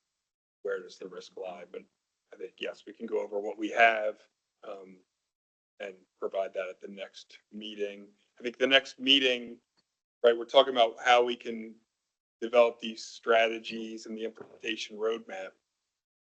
Our next meeting, still to be scheduled, is that other opportunity of here's what we've got. Let's get feedback before this plan gets finalized. So it's helpful to get this information up front now to help guide the next set of engagement. But I think it'll be critical for us to come back and engage with you all to say, here's what we've got. Is this what you are envisioning? Do you think this will all allow your agencies to help really participate in this process in the next 4 years and help us move towards our goals? Other comments from the group? Questions from our Arcadis friends? I don't Okay. think so. Thank you so much. Great. What's next here? So before we go into agency updates, I'm gonna just exercise the prerogative of the chair. Before we leave, talking about the flood plan to see if there's any public comment. I don't know if anybody's signed up, but if anybody over there wants to figure what, no one wants to say, go ahead, name and. Close enough to the. Yeah, why don't you come up and just, yeah, that's it. That's fine. Ian Blair, Wetlands Watch, former regional flood planner with the state of Texas. The Coastal Resiliency Master Plan in Texas is a great example. I would also encourage looking at the state flood plan for the state of Texas. It has some nice metrics that I think could kind of balance, still looking to see if we are achieving our goals without being too prescriptive. They divided their metrics between flood risk, who's actually exposed, and how do you reduce that risk? And it was simply, what is the estimated population in the 100-year floodplain? What is the estimated population in the 500-year floodplain? Let's divide it between daytime and nighttime among low water crossings, critical facilities in these flood zones. And so it's just counts that they use GIS analysis of like, hey, we think this project, I mean, if we're looking only at the risk though, this is what the risk is in Virginia. We can map out using Fathom data, using whatever. If you, Texas used a floodplain quilt where they took local studies, if those were, and they stitched them tediously all together in this massive GIS map that kind of looks similar to the fiscal funding map that DHCR is doing for the CRMP, which you can click on different types of polygons on top of each other. Once they figured who was at risk, what the population was at risk, the critical facilities, the low water crossings, because there are a lot of roads in Texas that often flood, and that's Texas has the highest flood fatalities of any state due to those water crossings. Then they used risk reduction metrics of like, how could a project remove this, or how could it reduce, either through counts or percentages? And that was the way that they're going to track every 5 years. And so it's not too prescriptive. It's just like, this is what we were starting with. And then are we going to meaningfully decrease that in any way? But if you have any questions, feel free to ask.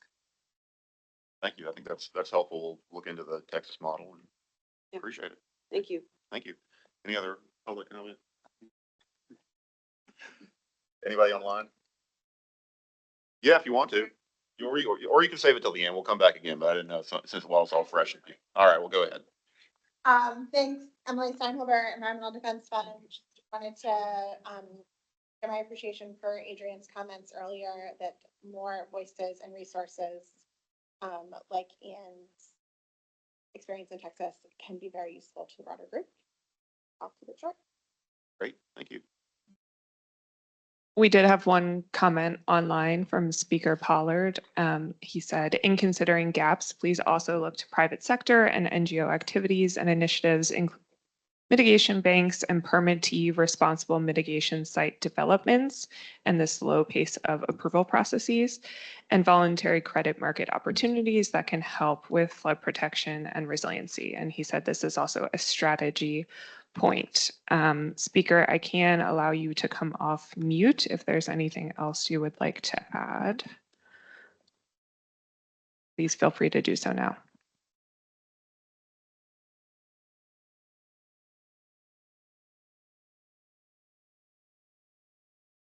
Okay, Right. I think we can move on. All right. Thanks, everybody. Thank you, Speaker. Appreciate that. Again, thought it'd just be helpful while everybody was thinking about the plan before we talk about flood insurance. So really excited to hear a presentation from our friends at DHCD and RISE about their Southwest Virginia Flood Insurance Challenge. So take it away.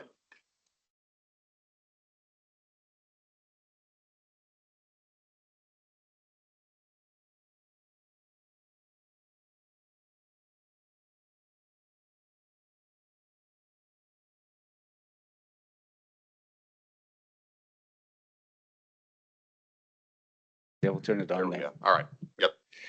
Say thank you again. I appreciate it for the record. All right.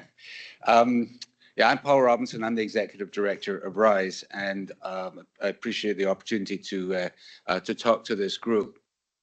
What I want to talk about is work that we have been doing. I'll explain a little bit who we are for everyone's background, and then the work we've been doing with DHCD funding. Bill Curtis can't be here today. Lee Hutchison is with DHCD as a representative here. So I want to talk a little bit about, let me get this right. There we are. We'll talk about the challenge that we ran in the riverine communities. I think we're missing a slide or two here. doesn't matter. Just by way of background, RISE was formed out of the NDRC grant that the Commonwealth got in 2016. Part of that money was about $5 million was to be put towards instead of the resilience infrastructure that was being built in Chesterfield Heights, but there was a desire to develop small business and new ideas in resilience adaptation through a nonprofit economic development organization, which became RISE. I started RISE in 2017. As I mentioned, we did get $5.25 million from HUD, and the state matched that amount. And so we had to figure out what we were going to do. How were we going to attract and tackle the big resilience problems? And the model that we developed was one around the challenge, which was particularly attractive when you have significant problems that are well understood. The flooding problems in particular, starting off, the flooding problems in Hampton Roads, well understood. Solutions are not so much. So we built this challenge model over the years where we identify the problems. And one thing that we do know is that the folks that work in the cities and the city governments and the locales and the PDCs, they really know the problems well. They know what happens, when it happens, what the effects are. They don't necessarily have ideas for solutions, but they can describe the problems well. They can describe what actually happens in a resilience, like a flooding event. They can also describe what has been tried in the past that didn't work and why. And capturing that allows us to build a series of topics to address the problem and put those topics out to the global community that's sourcing solution. This is a big step. This takes us about 3 months in some cases, sometimes a little bit longer, because not every problem is suited for a challenge. And we've done this certainly in Hampton Roads several times, but we've done it with the Middle Peninsula with Louis Lawrence's group. We've done it in the riverine communities, which I'll talk about in a minute. But we've also done this in New York State. We've supported other challenges out there. So when we source a solution, we get companies coming to us. We want to fund these companies. We ask for two things. We ask for a technical solution that's going to work. We also ask for a business plan, so as we understand how those companies, these small businesses, are going to use our money and then go forward and grow and take their products to other communities. We do provide them with the region as a living lab. We fund, these are not R&D projects, we fund actual pilot programs, so we want them to demonstrate their solution, that it works. And so we provide them access there. Oftentimes, since they're small businesses, they require a little bit of help in understanding what their business look like, what their model looks like, who they're selling to, how they're selling, all of these things. So we help them with that to help them grow and be successful after the program. And then finally, we provide them catalytic funding. Typically, it's about between $250,000 and $300,000, partially as a grant and partially as a loan, in quotation marks, where they pay us back from revenues from their success. So if they're successful, we're successful. So that's our model. That's how we operate. We've done this several times before. Our performances, we've run 11 challenges since 2017 in several locations. We have received over 300 submissions from 30 countries. We've funded 40 projects, a little over 40 projects, pilot projects. We have funded these companies $8 million to develop and demonstrate their products. And those companies have gone on collectively to raise over $46 million in private investment money. So not all of them have managed to do that, but in some cases we're helping them out. In addition, from the workforce development piece, we have created or retained 175 jobs locally with working with these companies, and through organizations like Wetlands Watch locally, over 400 people have been trained in resilience-related jobs. So what we're going to talk about now is our work in Southwest Virginia. This was started by an event that happened in Buchanan County, and there's a map of Buchanan County. This is a screen grab from a meteorologist giving the weather forecast on that day. So you can see his hand in that color there, but it shows the rainfall rates, the predicted rainfall rates for that event. And what you can see are very high rainfall rates, but highly localized. And when that rain falls on a very mountainous region like in Buchanan County, you get some very significant encounters. And that's what happens here in Hurley in Buchanan County. There's a picture there. That village got caught in flash flooding. It got wrecked and there was a lot of damage. And there really was nothing that the state could do immediately. It was United Way that helped out by raising $1 million for this community to help people just survive for the next few weeks. The year later, in 2022, there was a similar event in Whitewood, shown here. Again, flash flooding from very heavy rains.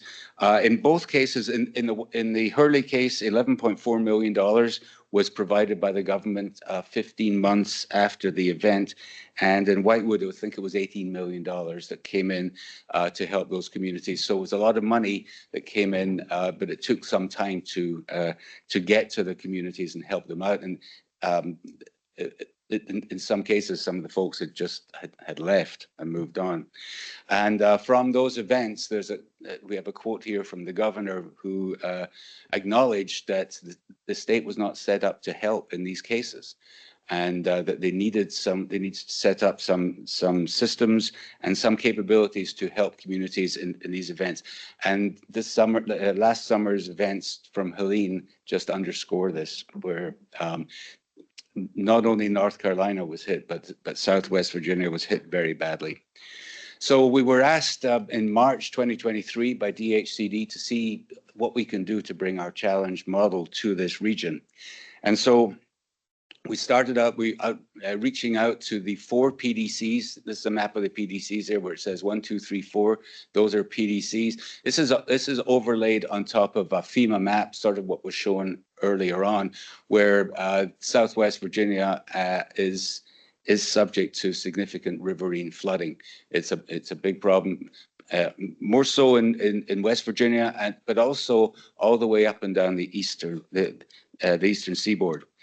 They've encountered problems in Massachusetts all the way down to Georgia, and even further north in Massachusetts too. So we spent a lot of time out in Southwest Virginia talking to the folks in the PDCs and in the communities there, and we built a challenge around 3 main areas identified here. The first 2 bullets there, they're really risk mitigation, trying to protect the buildings from flooding, trying to protect the landscape, or to engineer the landscape in such a way as to minimize the effect of flash flooding. When you get 7 inches of rain falling in a 24-hour period, there's not a whole lot you can do to protect a building, but there are some things that could be done. The other area is early warning systems. We realized that the emergency management folks lacked, and as well as the communities lacked awareness of what was coming and what to do in preparation for that, and what they can do after the fact. So there was a need for early warning systems end to end, from detection and forecast of the event all the way through to what you do to avoid it and afterwards, after the fact. And third was really risk transfer, and that's region-wide insurance and support. That $1 million that United Way came up with for Hurley, they also did the same for Whitewood. That's really important money that helps the community out the day after, the week after. It helps them get back on their feet. It should be extended also to businesses to help the business get back on track. We saw in Damascus, Virginia, which is their major industry was tourism, and that got washed away literally by the rains when it took the trails out, it took the bike companies out. Where are these people going to work once they get their homes fixed up and back on track? We need to make sure that the businesses come back. I have a question. Yes. So the insurance, that was some sort of United Way aspect, like parametric insurance or support? I'll get to that when I explain the solutions. But yes, United Way is very involved in this. So we put the challenge out last year, and we selected 5 companies. I'm going to talk about that to your point here. The 5 companies here, I've just blasted them up on the screen here, but they fall into 2 main areas. The top 2 are flood early warning systems. These are 2 companies that we have worked with in other capacities, in Hampton Roads actually, to develop these end-to-end early warning systems. And what we required, we made sure, we were told by DHCD this money has to go to and be used to help the communities in Southwest Virginia. So in order to make that happen, we structured all of the winners programs to be phased. They had to find a partner in Southwest Virginia. They had to work with a region or some entity out there. So they, with the exception of the very last one, but the top 2, I'll get to that. The top 2, the Emmerich and FloodMap, are 2 companies that are putting in flood early warning systems. The stipulation was that these systems should be up and running by April, so as they don't miss these spring rainfalls, and so as they're up and running there. Merrick has signed an MOU with Cumberland Plateau PDC. FloodMap has signed an MOU with Botetourt County to set up their system there. FloodMap, by the way, was also the company that came into the city of Norfolk and Virginia Beach and set up the Waze flood avoidance system for drivers. So we've worked with them before. They're an Australian company. They work all around the world, a small business. And on the insurance side, we got a group, Floodbase and Raincoat. They work closely with the Cumberland Plateau folks around the Hurley and Whitewood events, and they have signed an MOU with United Way to develop a parametric insurance program around for these communities. Just so for your information, parametric insurance is different from indemnity insurance. For a typical indemnity insurance program, I'm an engineer. I don't speak insurance very well, but I'm just starting to understand this. For an indemnity insurance, typical Allstate or State Farm or that sort of thing, when there's a flood, they'll send an adjuster out and they'll figure out how much you should get, and it takes a few days, and then you do the repairs. Parametric insurance is triggered by a measurable event. It could be a rainfall rate. It could be a named storm named by the state government. It could be a flood level amount, something that's measurable. As soon as that event is triggered, people get paid out a fixed amount. People in the affected region get paid out a fixed amount very quickly. So within 48 hours, for example, they could get $10,000 or $5,000, money that could be used very quickly, and money that they can get access to and use for anything. So it's a way of getting them back on their feet quickly. It's been tried out in a number of different areas around the world. In the US, there was a program in New York that at EDF and Emily was involved with. And they're involved. EDF is also a partner in this group too. So we're building on their knowledge. But this is a way to bring quick money to these communities. So it's a small amount of money, but it gets there very quickly, so they can get gas in the car, they can find a hotel to live in, plus the support that they're going to need support to get back on their feet. The second company here under that is Insure. This is a very interesting new idea of approaching this idea of total cost of risk. And in fact, they're meeting today with the town of Narrows in Southwest Virginia. And a town like that is a small community. They've got resilience needs. They've got flooding needs. They've got a wastewater plant on the floodplain and a fire department. They've got residents of flood. They're at a confluence of 3 rivers. They have to make a decision in that city government what to spend the money on, or first of all, how to get the money, what to spend the money on. Do they build a wall? Do they move the wastewater plant or the fire department? Do they get an insurance policy? These are decisions that small entities, small cities, small towns, in fact, even big cities are not set up to make these decisions, to understand the trade-offs between these different mitigations. And it goes to what we saw from Texas and what we saw in these plans. There's no one solution, but you got to trade off spending $100 million on a wall versus, and when there's a wall, there's people on either side. Some people are protected and some people are not. Making these decisions on whether to raise homes or buy or get an insurance program or build infrastructure, that's what insurers is looking at. And they're talking to the town of Narrows. They signed an MOU with Narrows to look at their problems, as well as Pearlsburg. So that's a new idea of helping communities understand how to protect themselves. And lastly, RIC platform, they're not required to get an MOU. It's a much smaller program, an extension of what they've been doing in the city of Norfolk with their parametric program. But again, it's a parametric program, money to the residents quickly, and it's being offered as an employee benefit. So you can sign up for it like you'd sign up for dental or medical insurance. You could sign up for this, and if you are affected and you can't work, you get a payout pretty quickly. So those are the 5 organizations that we are funding. Their programs are just getting started, and this brings me to sort of a call to action here. Very interesting listening to the discussion from Arcadis and the plans going on within this group. We want to make sure that we are working in collaboration. We would welcome your inputs to be part of these pilots as they're going along, as they're being built up, and as they're being integrated into the communities. And it's not just DCR, but VDEM. I spoke to Robbie a little bit early on, but we welcome your collaboration and your participation in these pilots and observing them and looking at the solutions and how well they're working, what problems they're coming up against, and in many cases they might need help from folks in Richmond to actually make these programs work better.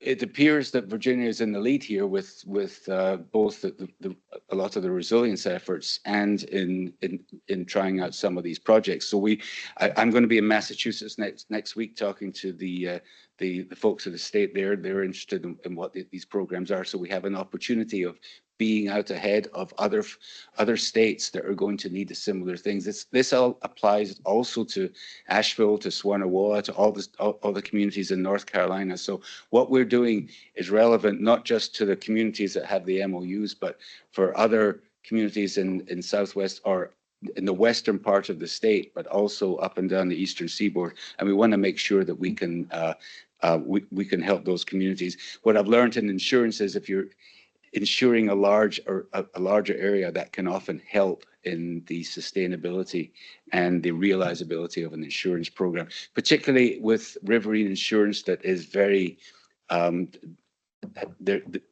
events are very independent. It's not like flooding a coastal plain that can take out an entire city. These events are very, very localized, which I think helps in the financing and supporting these events. So we're looking for contacts in VDEM and DCR, and we want to keep the discussion going. And we're looking for advocacy and support. We have money to run another challenge, which we'll be launching in April. Now that can be one of 3 things. It can be new topic areas if they come up. We haven't heard any yet, but we can put out some new topics. It can be digging into the next level of detail in some of the solutions that are being looked at, the insurance and the early warning systems. At some point, those 2 things have to work together. There has to be some benefit, some cost benefit to having an early warning system because it reduces the risk. And also we want to try and expand the coverage. These are just sort of county-wide right now, but we want to see if we can expand the coverage of these solutions that we're working on right now. And so we'd welcome thoughts and inputs from DCR and also the planning work. So I mentioned the Riverine 2 Challenge. We're going to be launching that, and it's going to be up and running by June. We're also, we are HUD funded and we have a last tranche of HUD money. We will be launching a HUD challenge in September. That work has to be done in Hampton Roads and we're putting that together. And we, again, would welcome DCR, VDEM's collaboration with that as we go along, just to help with the companies and help with the ideas as we develop them. So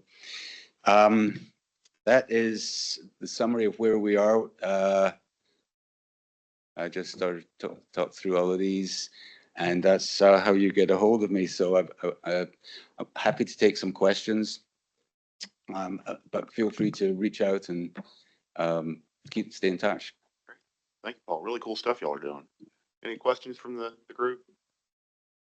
I mean, is there any more detail on the, I guess, the September package that you're working on for Say again? funding, for the HUD funding in September? That'll be Hampton Roads focused. Is it, do you have any idea what that needs to be? Yeah, it's a little, it's not quite fully baked yet, but one topic area that we're definitely considering is that Norfolk is embarked on the CSRM project. It's the biggest in the country so far. There are in our community 2 other CSRM projects, Virginia Beach and Hampton. So we're sort of the CSRM leader. And so there are other communities around the country that are watching because they're going to have every problem that Norfolk and Virginia Beach and Hampton has. And so that's an important area, a topic area of us, because that allows us to, I mean, we don't have the money to, this is a $2.6 billion program for Norfolk. So our money can't change that, but we can address some of the issues there in terms of some of the design issues, some of the ways that a small business can interact with a big program like that, how they can bring in their new ideas and how it gets wrapped into the whole construction process. So we can move the needle in some ways, we know that, but also it's going to help other communities around the country too, to avoid some of the pitfalls, because there's lots of them. So that's one of the topic areas that we're building up. Well, I have a question. Yeah. At this point with the parametric insurance, are you finding that that's actually affordable or? Well, affordable, it depends what you mean by affordable. It's the right amount of money within the right time to the recipient, the beneficiary. How you make it affordable is really, that's the big question about parametric insurance. And what does it cost? I don't know if we look at the entire western part of the state in the mountains, how much would it cost to run a parametric insurance policy for that whole region? I don't know what that number is, but I'd want to get to it. Sure. So, I mean, and I don't think anyone else knows. It's a lot different than the coastal plain for obvious reasons, but I think it's affordable. But if you look at what the state has spent so far on Hurley and Whitewood, which is about $35 million of RGGI money, I think we got to be able to do something better than that, or something that is sustainable. And one of the things that the model that Flood Basin and Raincoat look at is establishing like an endowment of $2 to $5 million in investment that sheds maybe 10%, 5 or 10% every year to cover a policy. That's their sort of their framework. It's been done in the past on smaller amounts in other countries, but this is one sort of what they're going to be working with United Way on thinking through. What is the cost of a policy? It depends, but the one that we've been looking at in Norfolk is $14 a month as an employee benefit. So for a house. No, it's actually for the employee. Yeah, so if they pay $14 a month out of their paycheck, or their employer pays it for them as a benefit, and they cannot come to work because of a flood, they will immediately get paid out $10,000 within 48 hours. to help them get through. So it's an employee benefit. It's either paid by the employer or it's paid by the employee. They're still working through that. But the point is, it's a small amount that can make a big difference when especially to an LMI community. I think maybe for the benefit of the group, if you've got some follow-up information, you can get that to Matt and we'll send it around to the. Yeah, I think there'd be a lot of interest I in sent you folks in the general. presentation. I'll make sure some of the slides the quality needs good stuff a little bit, but I'll send you, and yeah, you can certainly send it out. Yeah, we'll post, these slides are currently posted, and when we have the minutes out, we'll post those as well. But if you've got information, I think on the specific challenges, I think there's probably some interest here in Yeah. people learning more about them. I know y'all were looking for contact. For sure. The Riverine 2, the second Riverine one will be announced in April, and the HUD one will be announced in the summer. How do you all, so the pilot runs through November of 25, and then The current one runs through November 25, those pilot programs. The second one will go through calendar year 26. what happens when the pilot ends? Do y'all put out a report or something, or kind of? Well, the company put out a report. They have a product that they can get out there.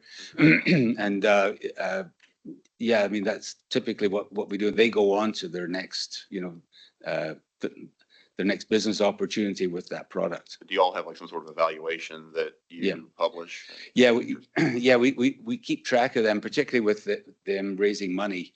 But we have over 40 of these companies now, so it's tough to keep track of them all. Cool. Because some of them are doing pretty well. So great. Any other questions from the group? Well, thank you very much. Thanks everyone for your time. Fascinating stuff, really.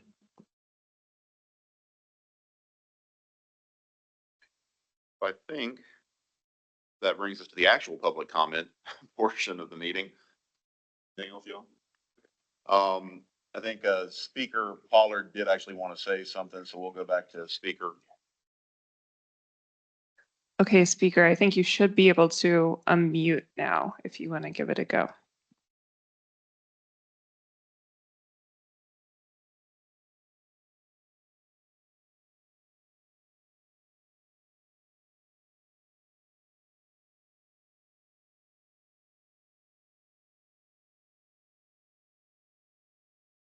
And saying that it's still not letting him unmute when you should be able to. So I'm sorry that that's not working for you. Let me try to make you a presenter and see if that will work. Hey, here I am. Does that work?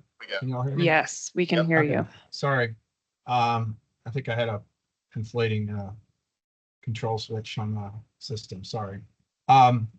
Yeah, well, I mean, the comments in the chat sort of speak for themselves, but I just wanted to kind of make a plug for making sure that when we're looking at information gaps and feeding into the strategy, that we look at what's happening in the private sector for particularly some pretty innovative voluntary credit and just kind of other voluntary measures that are going there. It might be worth trying to do a little bit of spade work to see what's happening there. I mean, and a lot of, Paul is working on a lot of really interesting stuff and projects that are kind of some related to that, but there are facility owner operators, there are mitigation banks and folks doing certain projects that, will benefit even riverine flood protection and other flood efforts in the state with the projects they're doing. And I just want to make sure we're accounting for those.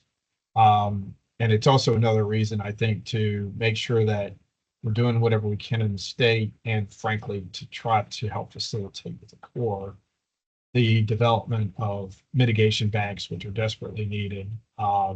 Credits are desperately needed, but they have these ancillary impacts or effects for benefiting flood protection as well. And so I think that that's a challenge and an opportunity. And I just want to make sure that was on everybody's radar, as well as some of the, as I said, voluntary credit initiatives that are out there that are kind of emerging within the private marketplace. The other thing I would just say is Paul has done a great job shepherding this process on these grants and innovations for flood protection and flood risk and management. And I just again think about we have concerns about sort of individuals and homeowners, but we have the business side of this, and Paul alluded to that as well. That we've got to make sure that people have a place to go back to work to, that these businesses can be resilient too. So just make sure we're accounting for and getting input from the business community and economic development folks on how we best shape, whether it's insurance or other resilience efforts, and making sure we've got their input along the way and not necessarily just at the end. And a lot of those same business, particularly casualty kind of facility risks, do apply to local governments, as Paul said. They're operating landfills and wastewater treatment plants and water treatment plants and intake structures. And, we saw what happened, particularly down in Asheville, where they lost their water supply. And that just, that's a killer for not just individuals, but businesses getting back on their feet. So holistic approach, obviously, but I just wanted to make sure those points were laid on the table. Thanks. Bye. Great. Thanks, Speaker. Carolyn, do we have any other? We do not have anyone else who has indicated a desire for public comment online. All right. Quickly, yeah. Just connecting back, one thing I want to highlight about the Texas State Plan and why they had such big participation is that they connected it to the Flood Infrastructure Fund. And so the regional groups that came up with the recommendations had a deadline to submit all their projects, which include projects, evaluations, and strategies, before the deadline at the time was July 1st. They didn't do that, they would have to wait 5 years for those to be considered in the state flood plan. So by connecting that funding mechanism to regional participation, we saw a whole bunch of projects come through to try to get to that deadline, so that they would be considered to be eligible when Texas ended up passing that $1 billion flood infrastructure fund. Following up, having access to the crosswalk documents, we found, or at least I found personally, really helpful when people were talking about goals, so that they could see the connection between TDOT, or I guess TxDOT in my case, TDEM, having all those connected, having them rows, and then how they all come together as a visual tool. I found very useful in getting people behind and building consensus. And then Texas also put in an iterative process to look at the process of regional and state flood planning, because they realized they made some mistakes in the first cycle that they then corrected in the second cycle. One, which was trying to set goals before understanding the gaps. So they switched it in the second cycle to understand the gaps that would then inform the goals as one thing to think about in the future. So those were the 3 things I want to say. Thank you. Any other comments from the group before we adjourn for today? One, so we don't have the next meeting Hey, scheduled. Matt, this is Speaker again. Sorry, one other thing, if I All can. right, throw on the one table. more. Yeah, Okay, go yeah, ahead. is the notion of making sure that the statewide and local water supply planning process, particularly as to riverine or other intake structures, protection of those structures, is accounted for in flood protection management as well.